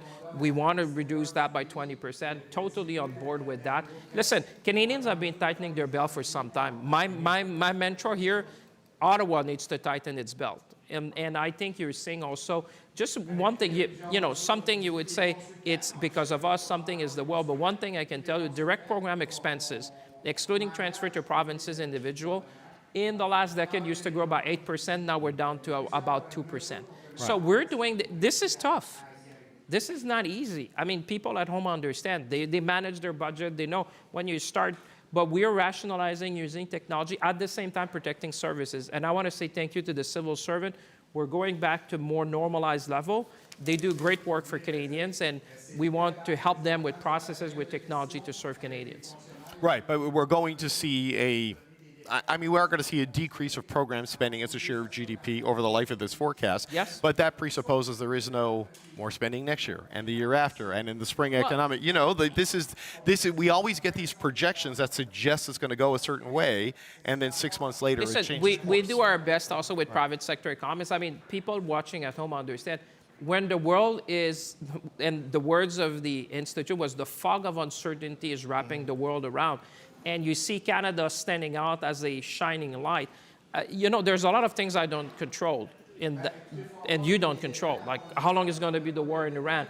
What is the secondary effect on fertilizer? What's going to happen to helium and semiconductor? I get that. But one person does kind of control all of that as the President of the United States, right? Listen, it's back-to-back years of shocks of choice, trade and now energy. But I'm saying as Canadians, yeah. But what I can control is, do I invest in our country? Do I support young worker? I'm going to have more red seals to build a country. Can I invest in sport to inspire young Canadians? Can we build wealth together that we can share? Because what can we do with disability tax credit? You didn't ask me that question, but look, that's the question I get the most. And even the leader of the opposition applauded our government to do the right thing for people who need the disability tax So what credit. you've done there is that you've expanded the groups of medical professionals who can sign off on assessment. Among other things. We did 3 things. Yeah, no, it's there's a lot. No, it's not a question. Yeah, yeah. You're supposed to ask the question. It's but I'll tell you. Make it easier to qualify because there's been a bottleneck that you needed to go to a doctor. Now physiotherapists and others 3 can things. do the assessments. The first thing, and it's only fair that I tell you because I wrote it. Well, you brought it up. The first thing around that was, having more medical professional who can certify. The second thing we have heard from the community is that many of them could not find even a family doctor to fill the form. Right. So we said we would expand the list of conditions for which it's kind of the certification would be simplified, because people were saying it's so difficult to even qualify if I'm entitled. I can't even find a family doctor. So we've listened to people and adjusted that. The third thing was with respect to guardian under prevention law. So, I mean, if you want to make it simple for viewers, and I'm sure if Avi was in the house, he would have applauded that as well, is that we made it easier for people to access the benefit that they can, that they are entitled to. That's what we did for But look, I've got to let you go, but I got to squeeze in one last question. There's not a lot of transparency and explanation here of how precisely we got to the 2% NATO target, like the sort of itemized breakdown of things, but also the big defense spend still to come is not in here. You're going to buy submarines. You're going to buy a bunch of other things. So these deficit numbers and the declining rate and the debt servicing charges we see now, those could change quite substantially if you follow through on your commitments to the Canadian Armed Forces. First, we are looking, when you have the Defense Department, they have capital spending budget on a cash basis for a long period of time, because these assets, as you know, they take a lot of time to build. They'll be amortized, yes, I get it. Yeah. The second thing I would say, the thing that we did, which is probably the most relevant, is to support our armed forces with the biggest pay increase in the long time. I get that. And we're going to be, the defense industrial strategy also needs to be a pillar of growth in our country. Over the days, we're just going to buy abroad. We need to build the stuff here with Canadian workers, good unionized workers that are going to build the things that Canadians need. Okay, but it could still change quite dramatically. Listen, the world is not static, trust me. I wish you would come with me to Washington. I do 2 hours of TV on this every day, Minister. I have a pretty good sense of it. All right, look, I appreciate it. We could go for another hour, but I see people waving that we got to go, and they're in my ear saying the same thing. So, Minister, thank you. We always appreciate the time. Thank you very much. We're going to cycle the other parties through, but we're going to go back to the power panel. They were listening in, Lisa Raitt, Rob Rousseau, Michelle Cadario, and Nathan Cullen. So, Lisa, I asked the interest question that you raised right off the top. He thinks it's money well spent and an interest bite that can be handled. I hear you, but I want to go back to something else that the minister did mention, and I was remiss in not leading with it. The fundamental change he's made in the disability tax credit is really, really applaudable and laudable. I think it's fantastic. And the way he explained it, you got to remember, getting a diagnosis from a doctor is very difficult. Getting a doctor to fill in a 4-page document as to why the person can't feed themselves anymore is so frustrating. Naming Alzheimer's in there is so important to me personally and to so many Alzheimer's families. So he's getting a thumbs up from me for doing that. Okay, what you're missing just now, as Lisa was talking, is that a piece fell off the set here, and Avi Lewis and Minister Champagne got together, as you see, obviously, and put it back together. So there is, the NDP Liberal coalition is over, but, you know, the bipartisanship spirit endures. Nathan Cullen, I understand you were also commenting on the disability tax credit changes. I will say that in the many fiscal specials I've done on budget day or update days with Rosemary over the years, we have heard loudly and persistently from people with disabilities at their frustration on this one, and they've made some of the big changes there today. Yeah, it's hopeful because for the families or the individual going through this, they're already facing some constraints in life. The fact that you have to repeat the process every year and prove that the disabilities, some of which are lifelong disabilities, every year, clog up the medical system by going to a doctor and saying, am I still missing a leg? Am I still facing this lifelong condition?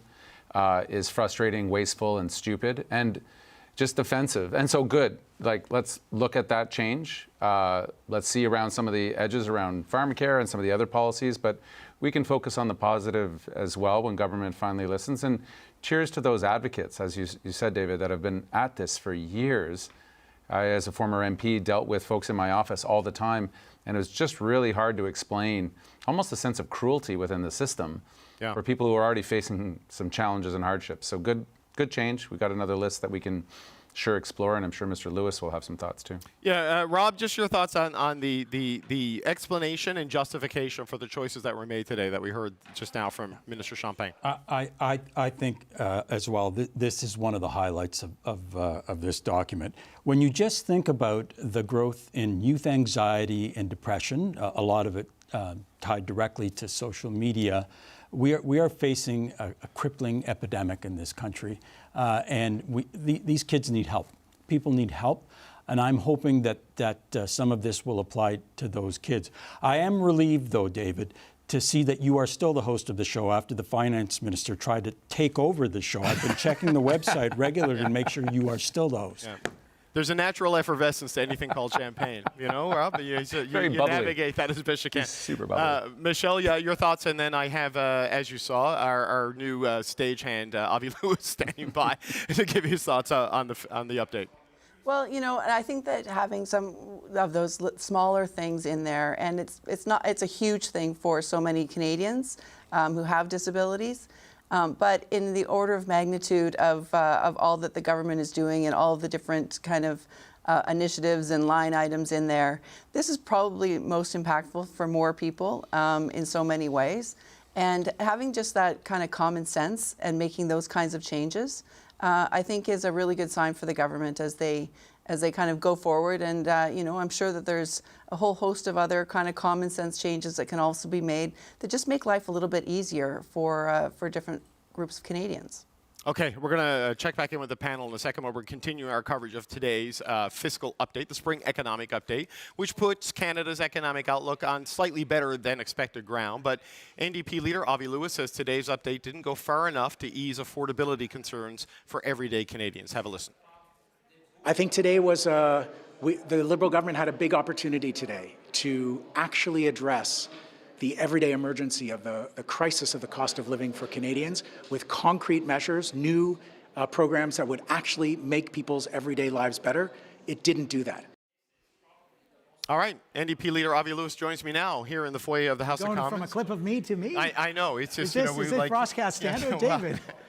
Well, the set's falling apart. The FCC will investigate us. The finance minister and I are saving the CBC set together. This is surreal. But you said there in that clip that they had a big opportunity to address the affordability concerns. You said they fell short. I mean, where do you think they fell short here? Oh, on so many measures. I don't want to disrupt this moment of panel unanimity about the disability tax credit and making it easier. My family went through trying to apply for it for our kiddo, and it took us months. And we have a lot of privilege and capacity. It's made it a little bit easier, but the disability benefit in Canada is $200 a month. Legislated poverty for countless Canadians who live with disabilities. If you get disability activists reacting to this change, they'll be okay. It was fiddling around the edges. Yeah, it could be this is good, but. There's big money for some things, and there's no money on the table for addressing the crisis that people are in, the skyrocketing cost of groceries, unaffordable housing and rent and everything else. but we've got $25 billion to put in a sovereign wealth fund where we're going to subsidize profitable projects, as opposed to the Norwegian example, which is cited by the Prime Minister and the Finance Minister, which is in fact, let's be really specific here, the opposite of what we're doing. Well, in Norway, it's a different model, unitary it's a complete state that gets the oil money. No, hang on, it's Yeah. the opposite, David. It's the opposite. They've cited the Norwegian model, but they're doing the opposite. Norway has a publicly owned oil and gas company. Generations of appropriate taxation build a $2.2 trillion sovereign wealth fund. They have a rock-solid welfare state. Every new vehicle in Norway just about is an electric vehicle. They're making a transition beyond fossil fuels. They use the profits of a finite resource to subsidize the public good. We are putting public money to subsidize profitable corporations, including if they use this vehicle to de-risk, quote unquote, i.e. subsidize with public dollars, a new oil and gas pipeline. You will really have the opposite of Norway if that's well, look, we don't know. I mean, certainly that has the potential. And Norway is a different structure, where it is one level of government, and you don't share the revenue with the provinces. Yes, sure, there's a big difference there. There's a bunch of differences there in the structures. But in terms of what you wanted to see or felt could have been here today in the update on the affordability side, the Sovereign Wealth Fund's years project, what's missing from this today? I mean, we've seen a tax cut for gas, right? Which we said at the moment would be absorbed by price gouging corporations instantly. It's now $1.80 today, average gas price per liter in Toronto. Where is this big tax cut? It's taken billions of dollars from public revenue for arguably no benefit to Canadians. You have the same thing with a lot of these measures, which are basically putting money into vehicles where to capitalize, as the Prime Minister likes to say, private investment. What can the government do other than take the excise tax off fuel? Because it is a global commodity shock caused by the war between the U.S. and Iran. We've got this at length. Let's talk about other measures. Can I host the show now, or does only the Finance Minister get to do that? No, but seriously, we called for an end to surveillance pricing, which is this creepy new practice, which we didn't see in the spring economic update. We said, please enforce the Canada Health Act. Canadians are paying more for health care because of privatization of health care. MRIs that people are going to private providers. Like that's not a surveillance pricing thing. It's posted. You see it there. You go in. It's fixed when you fill up your car. There isn't a single new revenue measure in this entire spring economic update to actually capture some of the excess profits from the oil price shock. Oil and gas companies in Canada forecast to make $90 billion in excess windfall profits this year alone from this war in Iran.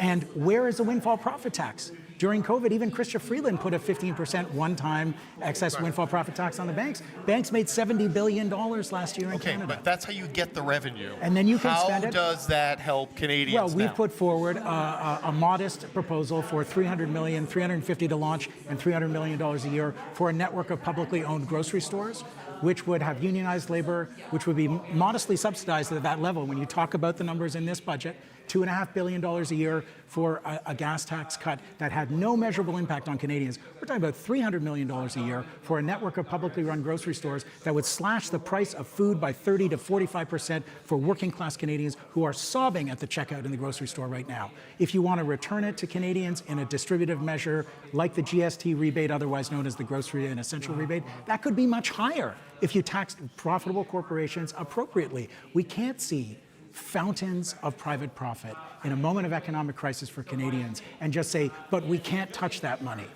right? We just can't. We need a government who can go and get that money and give it to the people in order to defray the bonkers cost of living. There is a body of work, and I'm not advocating for the big oil companies, but there is a body of work that Are you sure now before you say No, this? but windfall tax profits become difficult to administer because of the accounting practices and exercises, and it essentially forces the government to do, you move things around. Well, this is the challenge. Me they can't look at the beginning of this document, and all of the bankers at the banquet who are the private sector economists on whose forecasts everything is built. Mm-hmm. Where are the trade unions who are building this document? Where are the representatives of working class people who are going through a document like this and actually saying, where are the things that make our lives easier? Where's an ambitious plan for public transit that could be free and functional and get people to work without paying increased prices for public transit?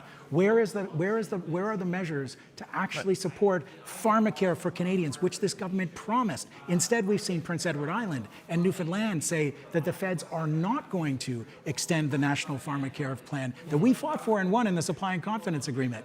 So they're walking back things that would benefit Canadians and help them with the cost of medicine, which is not exactly an optional expenditure in a family budget. Okay, but just a question. Are you saying trade unions should be involved in the economic forecast? Because why not? Well, because labor economists are really important for understanding things that bank economists don't see. But they shifted it out to the private sector forecast because people would accuse governments of fudging the numbers and playing funny, so they are relying on a neutral party as a baseline. If you want to get a neutral society, a neutral party that represents the scope of society, then you should see workers, movements, trade unions, and other organizations represented there, and not just banks, who have an interest in the way that these budgets get written, in the forecasts that underlie them. But why would they do a forecast that is inaccurate or manipulated? No, seriously now. I'm talking about the orientation and who the Prime Minister sees as his primary constituency. And I'm saying that the private sector forecasts, which are, as you pointed out to the finance minister, somewhat big guesses in a time of massive instability, show the line. It was, we were way up, and then we were way down, and we were way up, and then we were way down in the past couple of years. And then the next few years, we're going gradually in the up last and up couple and up. of years, right? But the next few years don't represent that in these forecasts. I think if you asked a worker, what do you think is going to happen in the next few years? They'd give you a more accurate picture. They'd say total instability, uncertainty. We never know when we wake up in the morning which bomb is going to drop on our economy today. And that should be reflected here. Okay. Avi Lewis. I took you somewhere you didn't expect to go, did you? No, well. The whole set is going to fall apart now. There's going to be an ideological explosion here on the set. Well, we'll go to Nathan Cullen and see what he has to say, whether he's going to pull the pin out of the ideological grenade or throw himself on it. We'll see where it goes. Avi Lewis, always good to see you. The Power Panel was listening to that. Lisa Raitt, Rob Russo, Michelle Cadario, and Nathan Cullen. Nathan, do you have another ideological bomb to throw here? I mean, $350 million for public grocery stores, not in the fiscal update. Don't know if that's a national priority or not for Canadians.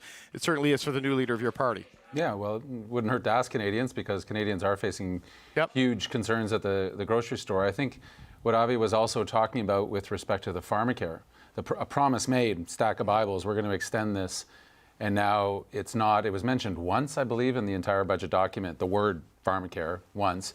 And for Canadians facing those costs, especially in provinces that haven't come to an agreement yet with the feds, that's a real and important question for the Liberal government who promised to do it. I think what I'm hearing from Mr. Champagne and then reflected in Avi's comments coming back is that things are very uncertain.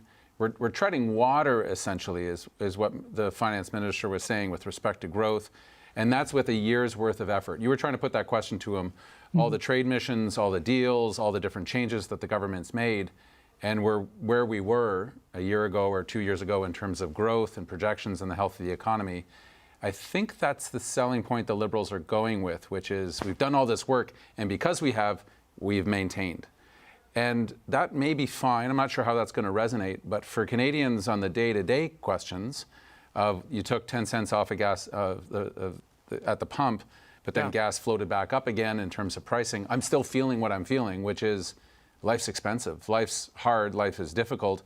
And with the way the U.S. is engaging with Iran right now in the war, who's predicting that it's going to get much easier? So this is the budget moment that the Liberals have. And Mr. Lewis, I think, is correct in pointing out that there's sometimes a lack of ambition, creativity, and maybe courage in the innovation side of things. And I don't see the big controversy in having a labor economist be one of the 13 or 14 or 15 economists. Me neither. Yeah, I think I'm surprised there isn't one, actually, because they do bring a different view to things. I think it's a good innovation. Mr. Champagne would be good to have their views. Look, we had Jim Stanford on the show last night, right? Very smart guy. Smart guy, sees things through a different lens, but, he always does his homework and brings receipts. So I appreciate that. But, Michelle, I wonder, when you look at the economic outlook, the forecast over the horizon here, you're looking at a high water mark of 1.9% of GDP growth. And yes, it is the number 2 growing economy in the G7. There's real challenges in Asia and Europe. But is that the kind of growth you think people thought they were going to get when they signed up for the Prime Minister's agenda on this? Because the rhetoric and the promises were quite high. And I know it's early, and a lot of seeds are getting planted. They haven't sprouted. But do you think being second to the United States, not getting above 2%, even with everything happening in the world, is the sort of thing that people are going to feel material changes in their life the way they sort of had an expectation for many of them?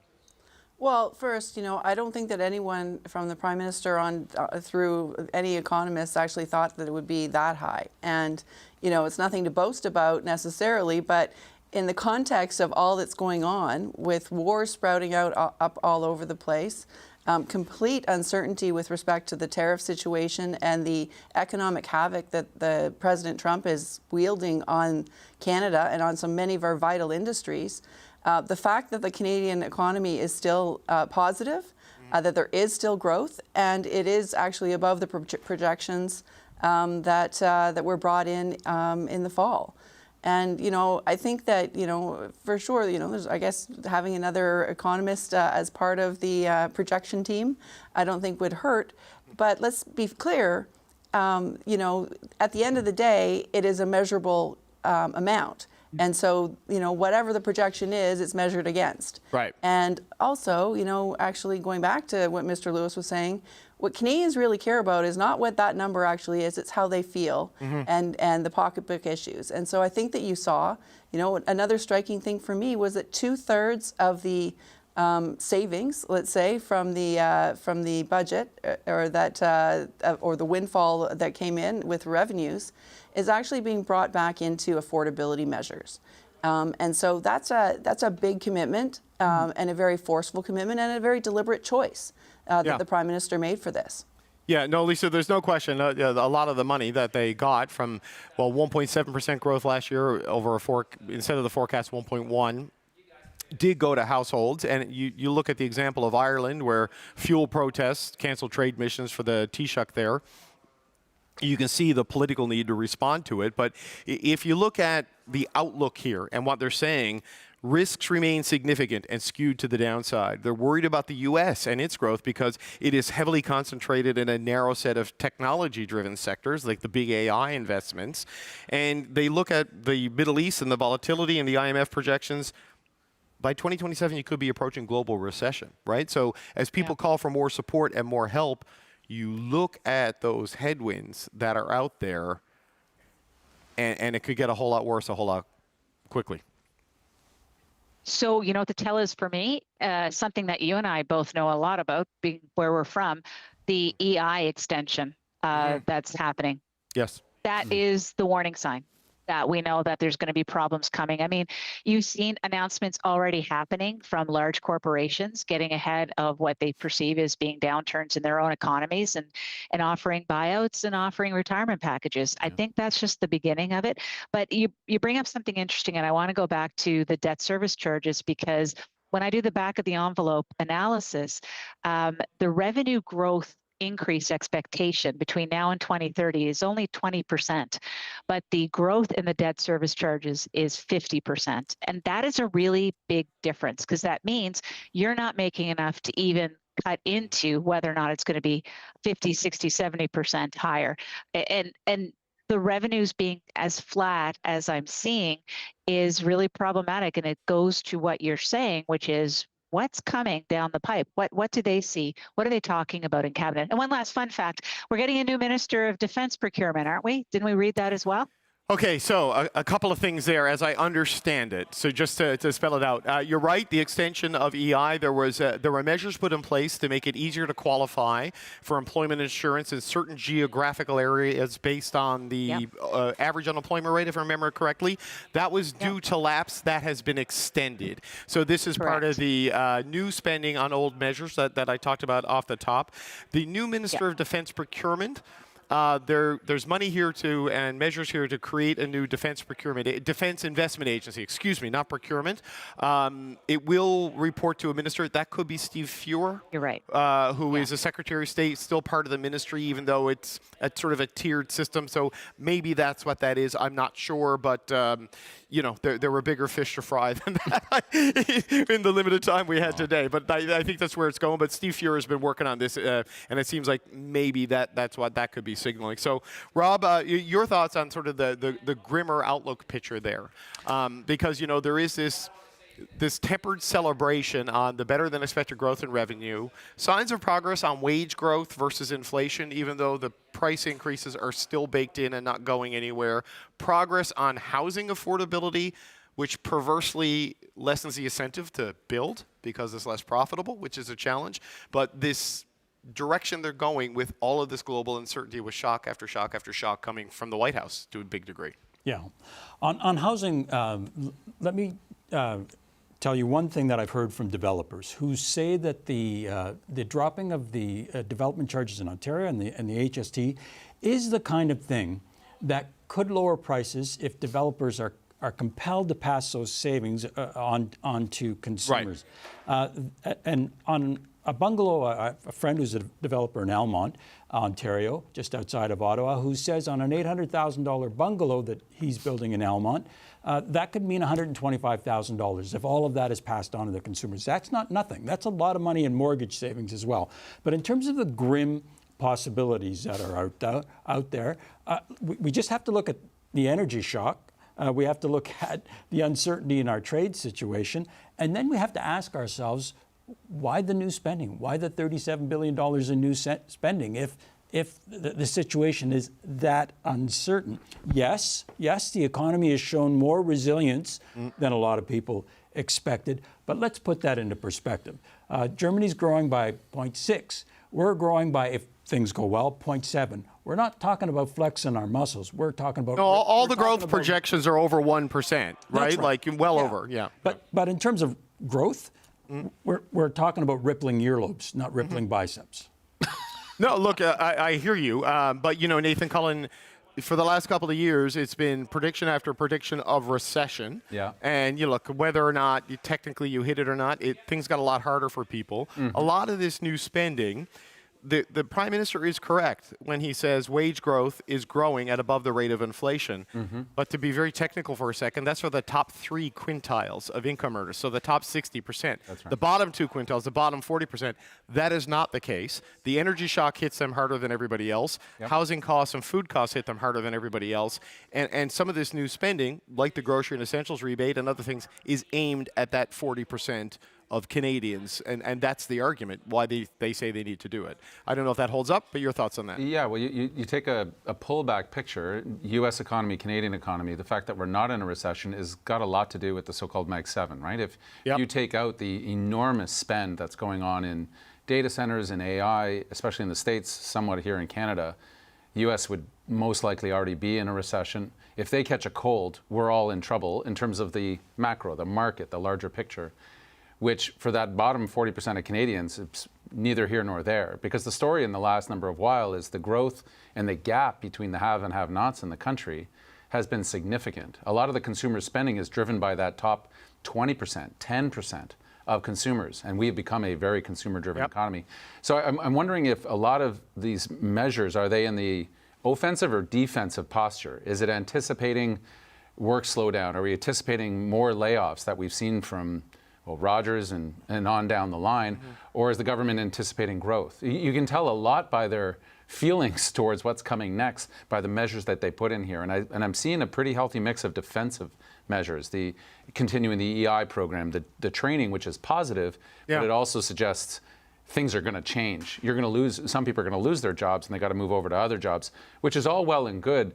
But you do wonder, the finance minister is an optimistic, bubbly kind of guy. It's the name and just his nature. But I think there's also something in there, a lot of worry. And I think it's proper to have worry given the uncertainty south of the border and given the fragility of the Canadian economy, still 70% dependent on the U.S. and a president who doesn't seem well at the best of times. So, yeah, no doubt the government's wants to be optimistic. Canadians are looking at their bills feeling a little bit depressed. If wages are flat, these prices went up a lot and they're staying up a lot. They're just not growing as quickly. The debt is still high. I think Lisa's making really good points about that debt servicing. The mortgage is huge and it's growing. And the amount that we have to pay the mortgage is high. And the government is saying, don't worry, everybody, we're still going to make that trip to Walt Disney. Are we? I'm not sure that that's true. Well, look, you're right about the big tech companies in the U.S. and we unfortunately have not too long ago lived experience of when a U.S. over-reliance on specific set of companies cause a bit of global carnage. But, Michelle, on the trades, you're going to need those workers for the big projects. You're going to need those workers to double the pace of Canadian homes. But there's some interesting stuff in here on the tension between housing affordability and housing supply that they said, home prices are down about 20% below peaks. Rents are down about 9% nationally. But at the same time, it's led to softer demand, so it's led to fewer home starts, and sales are below historic averages. Home construction jobs in Ontario are down 6.2%. So as houses become more affordable and it's more of a buyer's market, the retirement wealth of some Canadians is diminished, and the market incentive is diminished. If they're going to hit their targets on housing, this needs to flip to some degree.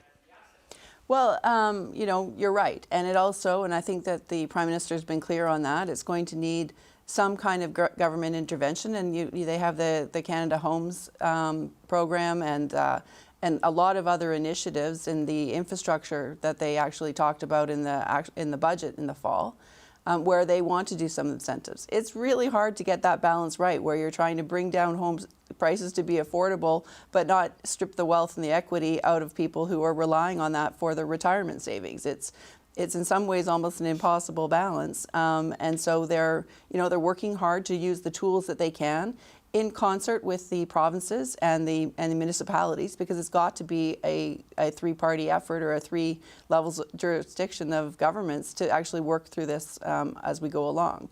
But I think you also look at all the money. Again, I go back to the enormous amount that they're putting into apprenticeships and trades.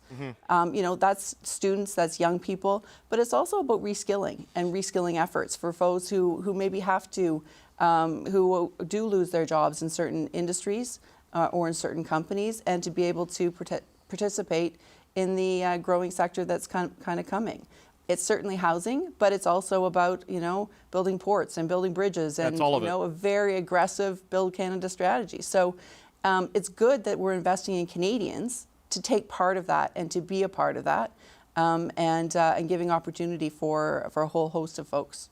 Yeah, and look, there's a lot of retirements coming in that sector between now and 2030, right? So, with the changes to immigration levels, Lisa, developing that domestic skilled trades ecosystem is vital to drive that agenda of the things they say you can control what you can't control. You need that workforce. But when you look at that challenge, the demography challenge, the immigration challenge, the need to bring in housing at supply, you look at the oil shock, you look at the trade shock. I know you were, in the Stephen Harper government, they dealt with the subprime mortgage crisis, a more conventional kind of thing to spend your way out of. This is layers of shock upon layers of shock with underlying structural and demographic challenges, right? There's a real potential for all of this to go sideways, more so than it even has. There's a lot of risk. There's no question about it. What I find interesting, though, is it's almost strange that this is a Liberal document, because there's so much emphasis put in describing the importance of the oil and gas prices in the world on our actual finances. And that is the truth in it all. So if there's a way to maybe curtail or to try to mitigate against our fears of the risks associated with the future economy, what it looks like, there can be a lot of emphasis put on producing oil and gas. I mean, that is the way in which we can increase our revenues. And that's really within the entire bailiwick of this federal government. And I'm interested in the fact that they're acknowledging it. Yep, we see the ITCs for carbon capture and storage. We see some stuff on clean LNG. But if you want to know how to get us out of this problem with spending and bring in more revenues, it's turn on the taps. I think the finance minister is trying to come back for an encore. We have Jean-Denis Garon, the Bloc Quebecois critic we're going to get to in just a second. I do want to host my show, people. I was off for a while, but I'm not leaving today. Rob, just your thoughts on what Lisa's saying about the natural resources push, the oil and gas emphasis, the oil emphasis in this. There is an extension of the carbon capture, utilization, and storage investment tax credit for expanded oil recovery, expedited oil, increased oil recovery, enhanced oil recovery. That's the E word I was looking for. That is part of the deal with Alberta, but that is going to frustrate part of the traditional Liberal coalition and some of the opposition parties like the Bloc Quebecois member who's sitting next to me. Just what are your thoughts on all of that? Again, it underscores the Alberta bounce and the Alberta impact on our economy. At the same time, we do have 51,000 people who have been thrown out of work because of loss of manufacturing jobs in the last year. Those people and the rest of us are paying the extra cost because of increased energy prices, and it's a real pinch. One thing that I was looking for in the document that I didn't see was whether or not there was going to be some more help for those 51,000 people who lost their jobs. We're talking about the population of Welland, Ontario, for instance. Right. Everybody there loses their job. That's a really tough blow. I'm going to look for some more help for them. I know things have been announced previously, but there are people hurting. There are people hurting because they're paying 17% more for meat, 31% more for coffee. All those kinds of things have people reeling. Yeah, I mean, all of those things are staples in the everyday life. It's climate, it's currency, it's trade shock. Anyway, it is a confluence of bad factors that everyone has to navigate. And I want to thank the four of you for navigating this sort of vaudeville first hour of the show with me. Appreciate the power panel being here through all of the disruptions and set collapses. Lisa Raitt, Rob Rousseau, Michelle Cadario, and Nathan Cullen. Thank you all so much. Look, if you're just tuning in, Mark Carney's government has just tabled its spring economic update, and it shows an economy that is on a somewhat more stable footing, but also increasingly at risk as the world grows more dangerous and unpredictable. Canada is resilient. Canada is resourceful. Canadians are resourceful people. So together, we can chart a path forward to the fog of uncertainty, because Canada has what the world wants and increasingly needs. Well, since the fall budget, the government's bottom line has improved. The deficit shrank by $11 billion this year to about $67 billion, but there is still nothing close to a path back to balance in the years ahead. That smaller deficit is thanks to a growing economy. Now, that growth is slow, but it was last year better than expected in the face of U.S. tariffs. As a result, the government took in more revenue than expected, a windfall of $60 billion since November. So the government had some room to spend, and today's economic update includes $37.5 billion in new measures and billions more to extend older measures. One of the biggest moves announced is a plan to create more skilled workers. The government aims to recruit, train, and hire up to 100,000 skilled trades workers. That'll cost $6 billion and included in that is up to $10,000 in subsidies for employers to hire an apprentice. Other measures include the Sovereign Wealth Fund, which was announced yesterday, with more details to come. There's a plan to cut CPP premiums and to streamline the disability tax credit. There's also $755 million towards sports facilities and programs and a new financial crimes agency.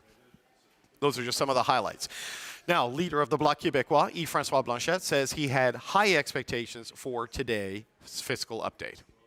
Last week, the Prime Minister promised me in the question period that there would be measures to adapt present and acting businesses, not future projects, to the situation, and the update contains absolutely not a word about that. It's much of a show. It's a lot of paper for not much to tell. Jean-Denis Garand is the finance critic for the Bloc Quebecois, and he joins me now. Thanks for getting in there with the able assistance of the Minister of Finance. Thanks for having me. Your leader is not happy with what you see here today. Is it all bad, or is there anything good in what we saw? Well, there's always some good measures, but overall, there was supposed to be an economic update, and there was no real update because the situation changed 2-3 weeks ago. The Trump administration changed the way they account for tariffs. So before, most of our economy was sheltered by CUSMA. It was 85% of our exports that were sheltered. Now, almost 50% of Quebec exports are subjected to tariffs, and there's no new measures for that. So there's not really anything to take care of our industrial fabric in the very short term. Right. Well, this is the challenge with doing an update like this in a time like this, right? Because you've got to check all your numbers, you got to translate it into multiple official languages. So you got to pick a cutoff point at a certain time. So knowing that they had to lock in the projections and lock in the measures, what do they need to do now to support these Quebec industries? So I used to talk to Jean Simard from the aluminum sector last week.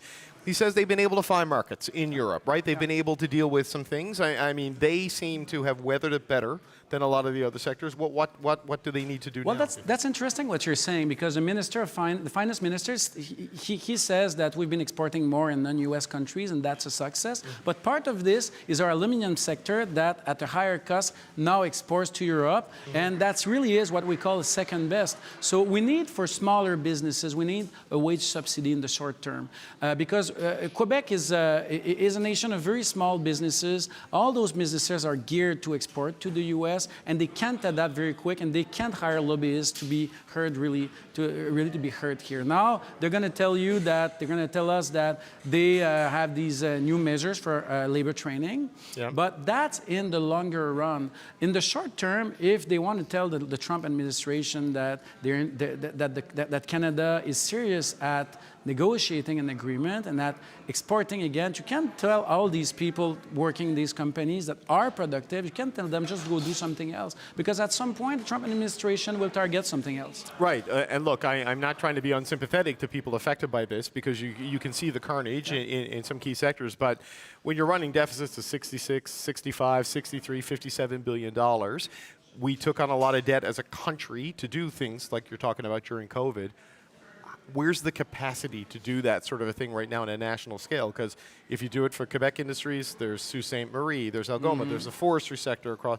There's a lot of people who need help right now. Well, there's a bit of fiscal room because the deficit was lower than expected, partly because of the natural disaster funds and some tax credits that haven't been claimed because we have less investment than what was expected.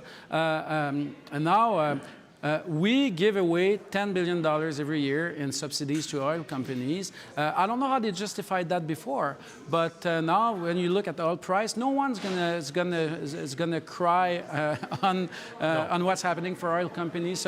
So you have that. It's always a matter of making choices. We have a government that's been elected to make those kind of hard choices to maintain our industrial fabric healthy, and they're not doing it, and that's what they've been elected for. But what's the cost of something like this? Like, the deficit is down $11 billion, but there's a whole bunch of other spending that they've done here. I mean, a wage subsidy for small businesses and key sectors we're talking $11 billion as a one-time improvement to your bottom line. It's not going to cover it. It's going to be bigger than that. It depends on how you shape it. It depends on how you target it, and it depends on how you phase it in. You don't have to do the whole phase-in right now. You can do a startup program, and it can be a bunch of programs too. So it depends how it's designed. What we ask the government is to come up with something, and so that we can start a conversation. The minister told in his speech that we had to be constructive. That's what we've been doing. But if you want to dance, you got to be two to dance. Right, but you know, when you look at this, risks remain significant and skewed to the downside. There is some optimism in that, you know, growth was better last year. The revenue is better. The risk, though, budget day, there was a real anxiety about what the U.S. was doing just on trade. Now there's a real anxiety on trade and the Middle East, right? So how do you commit to even more than they've done here? Because they have got a lot of spending here when all of that global uncertainty is just hanging over every dollar you spend and every choice you make. Yeah. Well, and that's going to continue. There's still going to be risks. The world, you said it earlier, it's a more dangerous place. We face a Trump administration that is, to say it politely, troublesome. But this is your job as a federal government to support businesses. This is your job to do it. So, so we were talking about the wage subsidies. We suggest the minister to lend money to in the wood sector, soft lumber wood sector, for example. That's in the long run, that's not a very costly measure. But these people have been subjected to tariffs for a very long time. They pay a century and a half. But that's persistent. Yeah, and the mechanics of it is that they pay money in advance to the U.S. The money is stuck there. They eventually win in court, but in the meantime, they don't have an access to this money, and that's the economic health of our regions that's at stake here. And those are not all very costly measures. The political dynamic has changed since you and I last spoke on Budget Day. Because back then it was you had to go to your caucus and talk about how you're going to vote on this. None of that drama exists anymore, right? Well, you know. What do you think this drama comes? Well, I was elected in the last legislature, and we I don't know how many years we spent with an NDP Liberal agreement. So I mean, the drama wasn't always that acute, but I mean, we've always been doing the same thing. We always propose a real budget platform, electoral campaign. There's no, I can tell Canadians, there's no way I'm going to become a finance minister, and we work on that seriously. Every electoral campaign, every budget, we make proposals because in the end, what we care about is the welfare of Quebecers, and we're always serious in the way we make our proposals. Okay, they're telling me in my ear, you got to go, because I think you got another one of these to do. Jean-Denis Garand, Bloc Quebecois. We always appreciate the time. Thank you, sir. Bye. All right, still to come on this special edition of Power and Politics, we've got a reality check on today's fiscal update and how the price of oil is muddying the waters a little bit. The CBC senior business reporter Peter Armstrong joins me here in the foyer, and we'll hear from the CEO of Skills Ontario about some of the new measures in this economic update. Stay right there.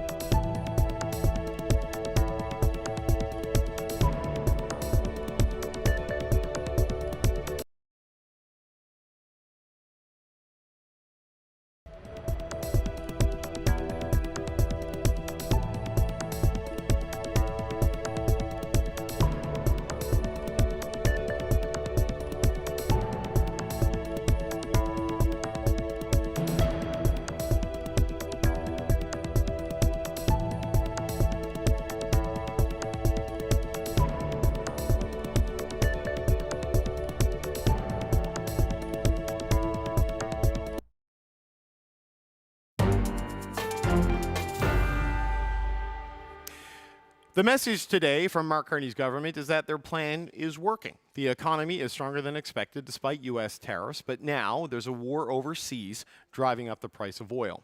The spring economic update is forecasting an average cost of $73 per barrel this year, and that does not align with what the futures market is predicting. So what happens if or when those prices keep climbing?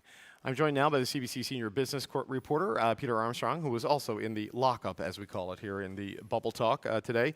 Peter, $73 a barrel. Look, they've got to set it at some point, right, when you're doing it something like this, but that looks like it's going to be to the low side, and that affects the economy and affects the revenues. It does, and it's important to point out, $73 a barrel is not where oil is going to be. By the time they sit down to do the next budget, it's probably not going to be close. Right now, it's at just shy of $100. It's expected to stay between 90 and 99 all the way through to September. So by the time they sit down to start working on the fall budget, it's going to be in the 90s, maybe in the 80s. So that adds a significant amount of revenue. It's important to point out, this isn't like the government came up with this and said, hey, how can we sort of hedge our numbers here and give ourselves a nice little windfall? When the budget comes around, these are private sector forecasts that they rely on to build these budgets. These private sector forecasts came in, it seems, in early March, because it was March, we know that. Yeah. And you know, I talked to Randall Bartlett, the deputy chief economist at Desjardins, who they submitted a $75 what they thought the price of oil would be back in March. They've now revised that all the way up to 85 through the rest of the year and 75 for next year. So we're going to see more revenue. And it does have echoes, right, of the way Jean Chrétien and Paul Martin ran their budgets for years, where they'd find little ways of sort of underestimating growth. Then they'd have money they could work with that, depending on the day, you could use to spend bringing down the deficit, or you could spend on programs, you could do whatever with. It did sort of breed a certain amount of cynicism about the budgeting process. But in this case, it is fair and important to point out, this was done by the private sector. I think they're quite happy to have a private sector number that is way below what the reality is. But the reality is, oil is going to be much higher. In fact, a lot of the tax revenues are expected to be much higher as well. So Sahir Khan, Randall Bartlett, all of these guys are saying, look, it's pretty clear we're going to have a bit of money to play around with that was unexpected in the fall, or when we did the last budget, that they'll have when they pen the next budget this fall. Well, look, there goes the Minister of Finance again. He just keeps walking through the back. Come back? Yeah, I mean, he's getting a lot of airtime today. We won't get rid of him easily, he says. But look, a persistent increase in the price of oil does have a pretty profound effect on the revenues and on the budget numbers. Like, I know you see it really move in provincial budgets, like Alberta and Newfoundland and Labrador, because it's an outsized share.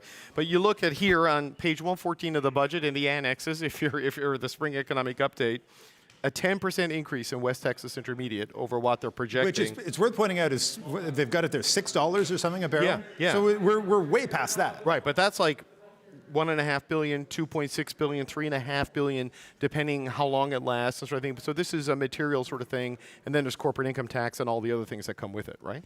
It is, and it. Like I say, you've got, on the one hand, the oil figures that are underestimated. You've also got the tax revenue is underestimated in this budget. That's only going to grow if the economy continues to do a little bit better than expected over the course of the budget horizon. So there is going to be a little bit of money, a little pot of a windfall, as Sahir Khan said, for them to make some decisions, right? And that's what I think Paul Martin and Jean Chrétien were so good at, is figuring out not just how to squirrel away some money that you could pull out at budget time, but how to deploy that capital, whether that was going to be in a new program or whether that was going to bring down deficit. And that, I think, is going to be interesting questions for the finance minister the next time it comes walking by. Right, exactly. Well, I mean, in that era, they also did cut a lot of transfers to the provinces, which is not something we're seeing here, right? Because they found the money in different ways. But you know, it's interesting. Still found money. It's interesting, though, if you look at sort of the windfall of the $60 billion they had to do all this new spending this time. Last year, the baseline projection was about 1.1% GDP growth. Right. It came in at 1.7. Yep. In this budget again this year, it's 1.1% GDP growth projection, spring economic update. The IMF is putting it at 1.5, right? So already you see this delta to the upside, this gap to the upside with the higher oil prices. You're looking at the potential for a similar kind of swing in the revenues. I wanted to walk around today in the lockup and in all these speeches, clocking the amount of time somebody told me that Canada's the second fastest growing economy in the G7. You heard a lot. You heard a lot. Twice that of Germany. You're going to Japan. Right, and you're going to hear that a lot going forward because those numbers are higher than expected, and those numbers are higher than the numbers we had baked in going into this. Right. So again, this is. I think it's fair to say this is a very deliberate government, and you can tell how they're trying to play 2 and sometimes 3 moves ahead. And this is part of that. Budgeting is part of that. I'm not saying that in any kind of untoward way, but it's important to sort of read these documents with that in mind. What are they trying to tell us here? Budgeting is just creative storytelling about the situation you find your economy in. What is the story here? And what is the story going forward? And what will the next budget look like? And what will the economic update this time next year look like? And I think you have to start sort of framing the way we read these on a more long-term basis than we've become used to. The narrative I plucked out of the words surrounding the tables that you obsess on is trying to reassure Canadians that they're building and investing and growing as the whole world kind of falls apart. It is sort of a narrative of doing that sort of a thing. And, while oil spikes can fill coffers, they hammer households. And it's an uneven thing, right? So that is going to be the big challenge on that, should that persistent thing keep going. And you made that point earlier about households, that even households in Alberta, where corporate profits will rise as a result of increased oil revenue, in Saskatchewan and Newfoundland, Labrador, the people driving to the pump are going to feel it whether they're in Toronto or in Edmonton. And the companies that use diesel fuel to power their fleet of trucks to deliver their goods and power their factory and build stuff, they're all going to feel it as well. So there's this needle you got to thread where you can see gains if it's a year and a half or 2. But if you get past that, the outsized pain those households and businesses feel as a result of higher energy prices outweighs the growth you see in GDP because it's a demand destroyer. It'll just eat into what people spend. Threading a needle like getting a tanker through the Strait of Hormuz. This is kind of what we're dealing with here. All right, that's the CBC senior business reporter, Peter Armstrong. Well, look, Canada's need for skilled trades workers features prominently in today's economic update. We are creating new opportunities for young Canadians to give back to their country by launching Team Canada Strong as part of a nationwide effort to recruit, to train, and hire 80,000 to 100,000 new skilled trade workers. Mr. Speaker, this is a step change in how we approach that. We're going to have the people to build this country together across our nation. Well, that plan to recruit, train, and hire those skilled trade workers will cost about $6 billion, included in that, is up to $10,000 in income support for each apprentice a company may hire. Ian Howcroft is the CEO of Skills Ontario, an organization geared towards exposing youth to careers in tech and the trades. And he joins me now. Ian Howcroft, it's good to meet you. This document says Canada would face a persistent gap of more than 20,000 skilled trade worker per year if nothing changes. Can these measures fill that gap? I think these measures will go a long way to delivering success. We need to continue that. Demographics being what they are, we're going to see a lot more people retiring than entering the workforce. So we need to encourage young people to look at a skilled trade career or technology career to move forward.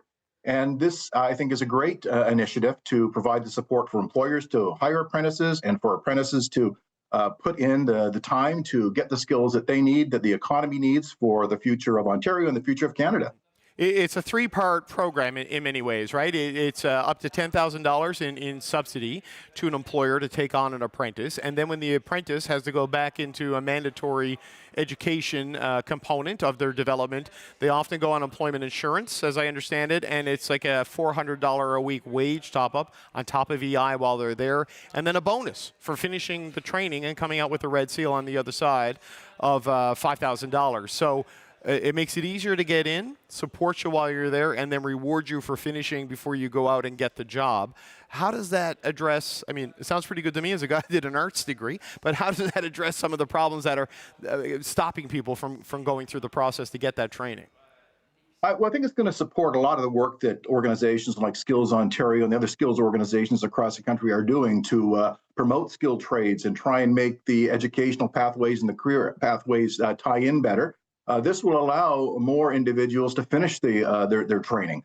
At times, sometimes individuals have a problem completing the skills training. They don't finish their apprenticeship. So providing the support when they're on EI is great. Providing an incentive to complete the Red Seal of $5,000 is also great. And getting the employers more involved to hire apprentices, providing that $10,000 grant will allow them to successfully hire people. So I think you're right. It's a three-part initiative that's going to help us identify, support, recruit, and see people complete their apprenticeship training.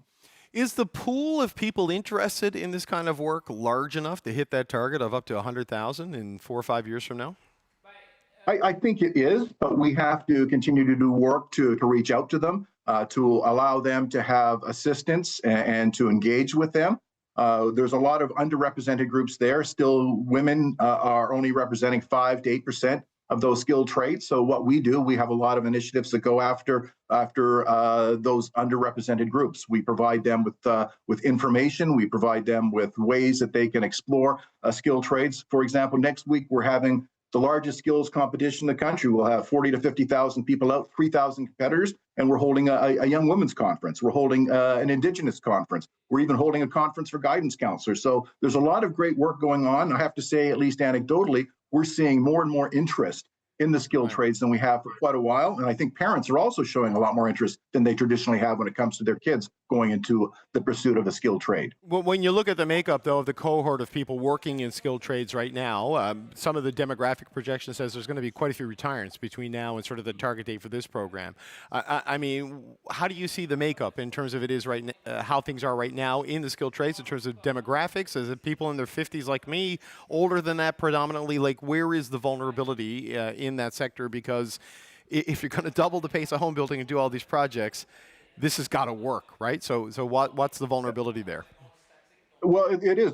There is a vulnerability, and it depends on the trade. Some of them have an average age of 56, 58, so they're getting pretty close to retirement. So, and we've been identifying this and pointing this out for quite a while. We have known that this is coming. So, really pleased that the government of Canada and Ontario and other provincial governments are taking note and are actually taking concrete action to help address that. We're looking at all the trades. We're going to have a 300,000 to 400,000 skill shortage if we don't take these actions. So very positively received today. I think it's a great initiative, and Skills Ontario is really pleased to be able to share that information with our network, to get in front of young people and say, here's another alternative that you can look at to help support you on your educational pathway and your career pathway.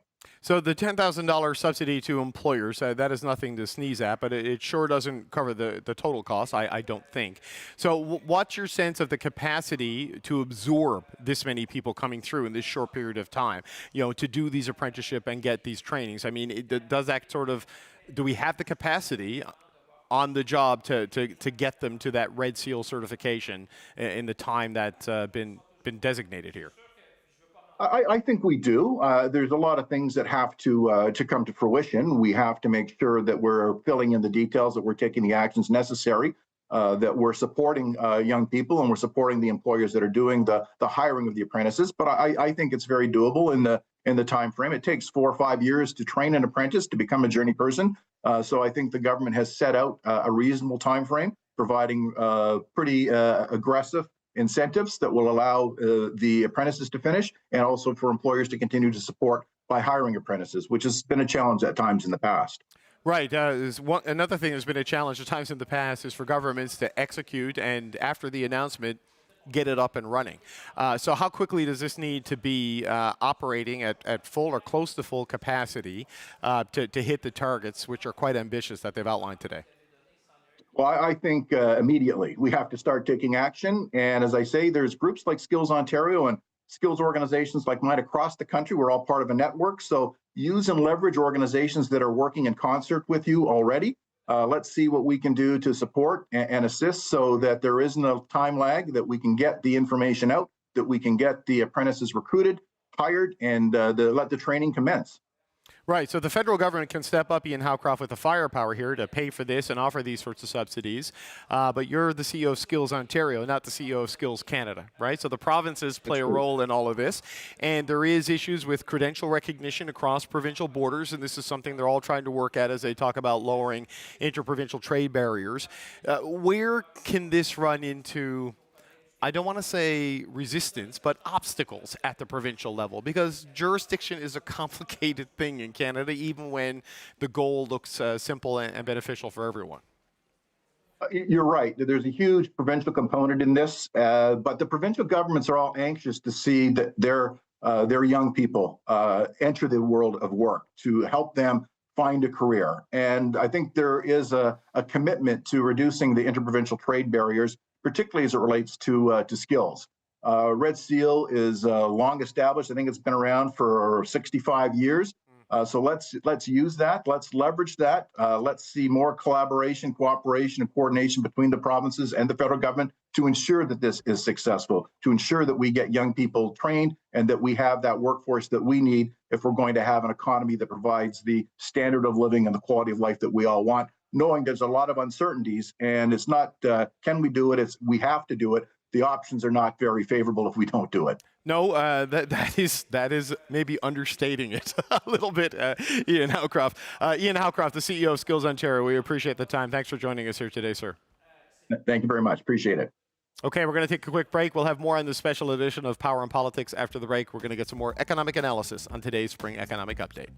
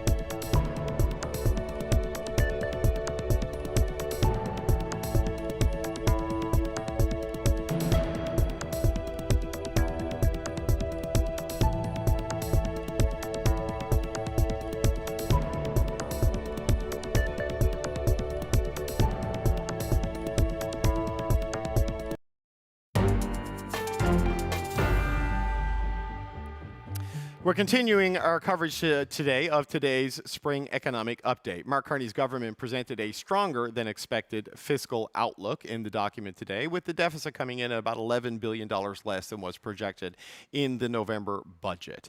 You've been listening to this amateur talk since about 4 o'clock Eastern Time. Let's bring in some experts to help make sense of what this update means for you. We've got Kevin Page. He is the former parliamentary budget officer. Lindsay Tedds is an economics professor at the University of Calgary. And Jimmy Jean is the chief economist at Desjardins. It's good to see you all. Thank you very much for being here. Kevin, I'd like to start with you because we spoke a couple of weeks ago and you said they're going to have a better than expected economic performance and maybe some lapsed spending, and you were predicting a smaller deficit, and you're pretty much right on the nose. What do you make of what we saw today? Yeah, I think that part of the document is good. That is the good news. It's a good news story. Smaller deficits. Deficits in the 2% range in terms of the size of the economy, a lower debt to GDP ratio that, that remains flat over the next 5 years, but it's like about a percentage point lower. So I think those are, from that perspective, the bond rating agencies would be quite happy. Lindsay, what are your thoughts on this, what we saw today? Well, I'm somebody who lives and dies in a province by WTI prices. I'm not surprised at all. Right. I mean, we tabled a budget that was going to have a massive deficit, and then the war broke out, and now, things are pretty rosy out here, unless you drive a truck where you have to put gas in it, and then, things are not all that great. But I mean, the big picture things, I mean, people who don't like deficits are still not going to like this budget. People who like spending are not going to like this budget because this spending is not in those sorts of areas that, I mean, this is a very traditional, shovels in the ground, boots kind of budget spending thing.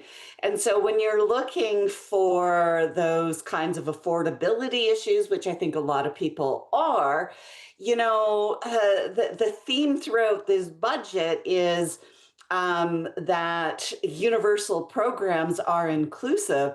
And given what we had under the Trudeau budget, where there was a real push towards inclusion and gender-based analysis, there's nothing in here.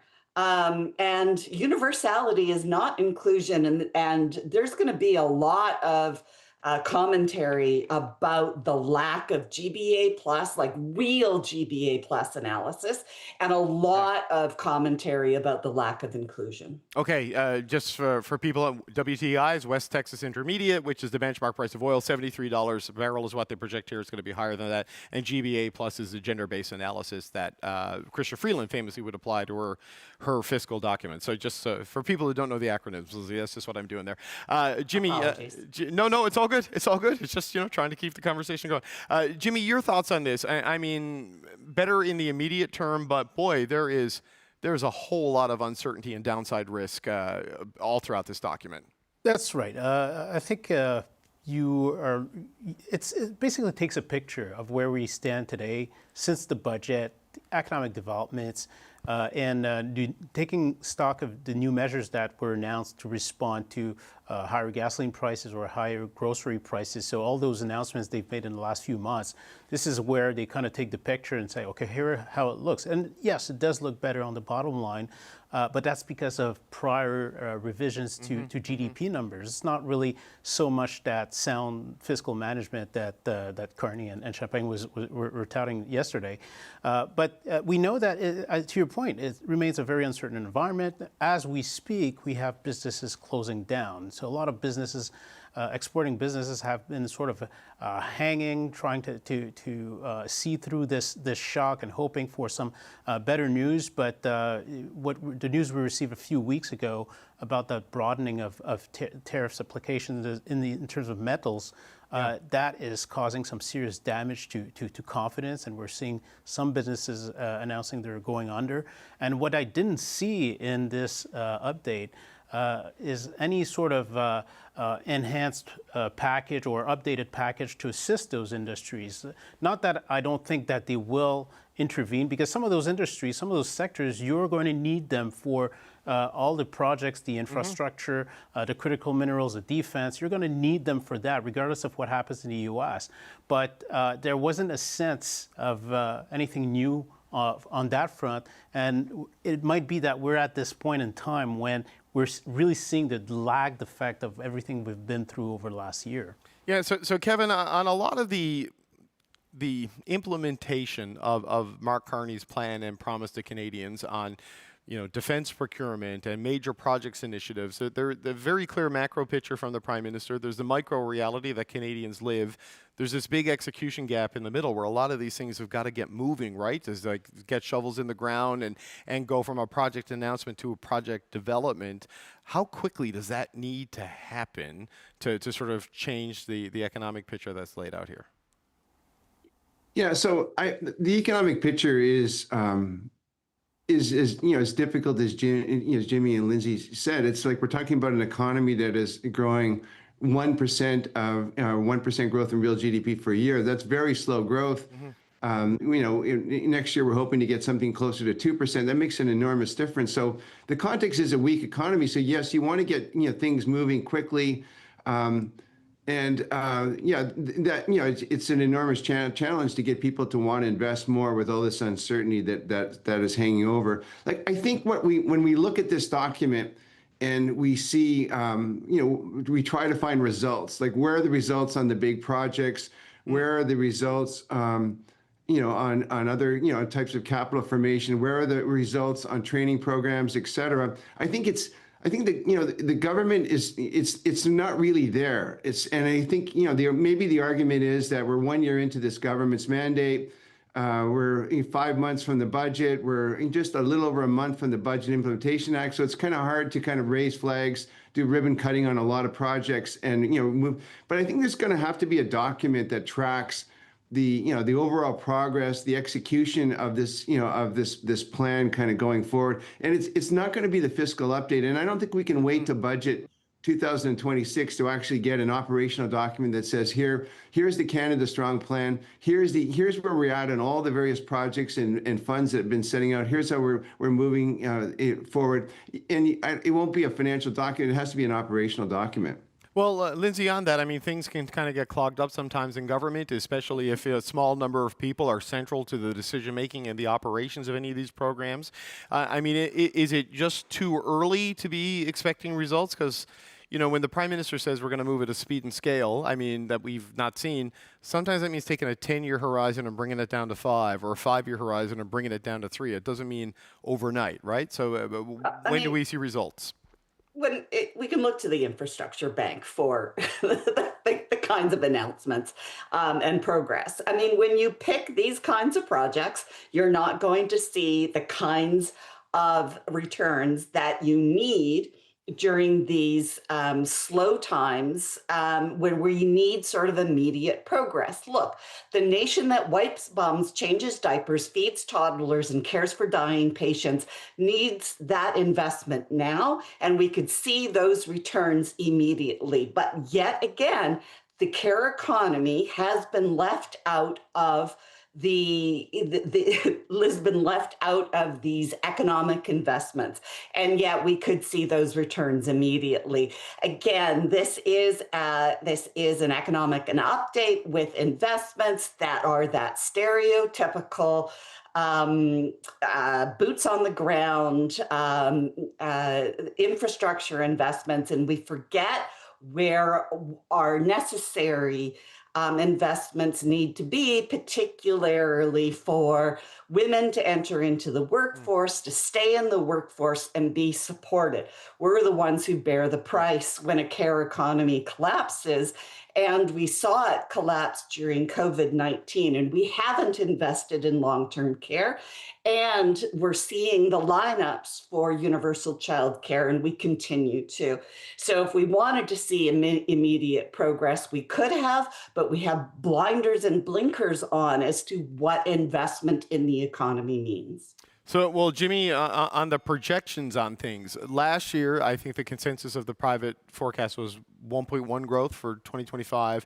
It came in at 1.7, hence the extra spending that we see here today on GDP. This update has 1.1 as a projection for 2026, but we've seen a higher number from the IMF at 1.5. I mean, how do we reconcile these different things and what it could mean for economic growth in the country, what it can mean for the revenue situation when we get to that budget in the fall? Yeah, right. You're seeing a broad range of possible outcomes. That's just a reflection of the uncertainty we're going through. So, do you have an upside scenario where what's interesting is that they have an upside and a downside scenario for exactly the same driver, right? So they in both the upside and downside scenarios, they have higher oil prices. It's just in one variant they're saying, well, those higher oil prices drive investment in terms of trade for Canada. That's really positive. But in the downside, they're saying, well, it brings chaos across the world, supply chain disruptions, and global recession. We can, interpret that as a global recession, and that ends up being negative for Canada. It just illustrates how just that one driver can have multiple outcomes. You top CUSMA on top of it, you add the demographic shift that we're currently living through that's also having an impact on our potential growth. So there's a lot of different drivers affecting growth. Now, it's right to say that this is a very physical asset-based kind of cycle that is geared towards leveraging Canada's strategic advantages and competitive advantages. We have to remind us that from 2015 to 2024, we had so-called social infrastructure that was a key plank of the Trudeau government. Right. We haven't seen the results coming out of that. So I think the shift in approach is unfortunately warranted at this point in time. Well, Kevin, just on the chaos, to use Jimmy's word, if you go to page 28 of the Spring Economic Update, it's very blunt. Like, risks remain significant and skewed to the downside. The vulnerability from the United States is the over-reliance on the tech sector for a lot of its growth. And the disruptions in the Middle East, the IMF estimates GDP growth could be reduced to 2.5% in 2026, and if it persists into 2027, it could go down to 2% and approach global recession. I remember when we spoke in the budget and the trade shock was hanging over everything, that felt like a hinge moment, and this feels worse, because shock on top of shock, and who knows what the next shock is going to be. I mean, how materially different is this moment than the budget? It still feels like, the risks are on the downside. It feels like, as we head into 2026, that, all this uncertainty, what's going to happen to oil prices, what's going to happen in trade negotiations, and what's going to happen, south of the border, we can't even anticipate right now. So I think if there's, a couple of positives, I think we should be thankful that the Canadian economy for the most part held up in 2025. And I think the document speaks to the resilience. We're holding on to this relatively low growth scenario for 2026. But I think if there's some potential opportunity to get additional revenues, I think it might come from a very low oil price assumption that they do have built into the forecast. We actually might see some additional revenues that might actually be helpful in terms of the deficit projection for 2026-27, which is about $65 billion or 2 percentage points of GDP. There might be a little bit of room. So, but the question is, if we really hit that global shock that the IMF could, and that is a global recession, global growth less than 2%. We're in a different realm, and we're talking about a much weaker scenario. But for the most part, the Canadian economy is held up, and I think that's a positive story. No, Kevin, it's been prediction of recession after recession after recession, and they've beat the growth expectations. It's been very bad quarters. Affordability, an absolute challenge and a problem, and people at the bottom of the economic ladder, Lindsay, struggling, right? Which is why a lot of the new spending is means tested and aimed at direct supports for people, maybe in that, say, bottom 20, bottom 40% of income. But, there's progress being made there, but those cost increases are still baked in. And it's still playing catch up, the Canadian household is in a lot of ways. Yes, that's true. I mean, within this budget, I mean, they've re-announced the Canadian grocery benefit, as well as, some changes to the gateway, the disability tax credit, which is the gateway to the Canadian disability benefit. There's still a lot of work that needs to be done.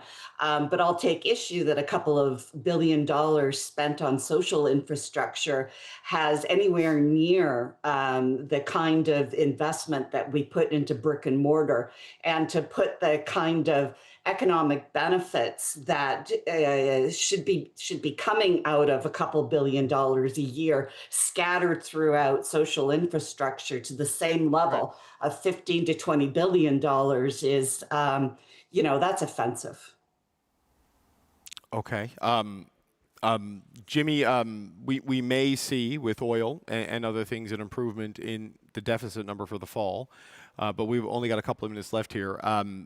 There's a lot of defense spending not accounted for here that could, as you try to hit that 3.5% and then eventually 5% of dual purpose spending, that could really change these numbers. So there is a lot of things that has been promised but not yet booked that could change this picture in the other direction as well. Yeah, and I guess that's the unfortunate part in this update, is that we don't have a lot of transparency on a number of items, one of which is defense. And where are we in the progress to reach 3.5%? And ultimately, when you add everything together, 5% of GDP, you have this announcement on skilled trades that involves reserves. So does that count towards the target? To what extent? We don't have a clear sense at this point. But you're right to mention there's still some upside. What I really hope to see is more on the R&D side of things, because in the last budget, I was left on my appetite on how much they were focusing this effort towards R&D and innovation that can really create those spin-offs that generate new businesses that can export internationally. That's been the great success model of the U.S. over the last several decades. And they've said they wanted to replicate that with their new agency. But we need more details to really be confident that this is going to move the needle in any significant way. Yeah, we don't have a lot of precision on what's exactly going to happen with the defense spending, and we don't yet have a lot of precision on what's happening with the comprehensive expenditure review, because civil service adjustment is still ongoing. We're not going to know things until throughout the summer, so the final numbers on both of those things we'll know more about in the fall. But we're out of time. I want to thank you for joining me, Kevin Page, Lindsay Tedds, and Jimmy Jean. We appreciate you helping us end our coverage here today. I'm David Cochrane. Thank you all for watching this special edition of Power and Politics. The headline is a better than expected deficit number, reduced by about $11 billion from projection a year ago, but a lot of new spending primarily aimed at helping alleviate some of the affordability challenges Canadians are facing, but also a big investment in trying to train young Canadians in particular for the skilled trade jobs of the future. We'll be back tomorrow. Hannah Mansing Tonight is up next here on CBC News Network. Thanks for tuning in.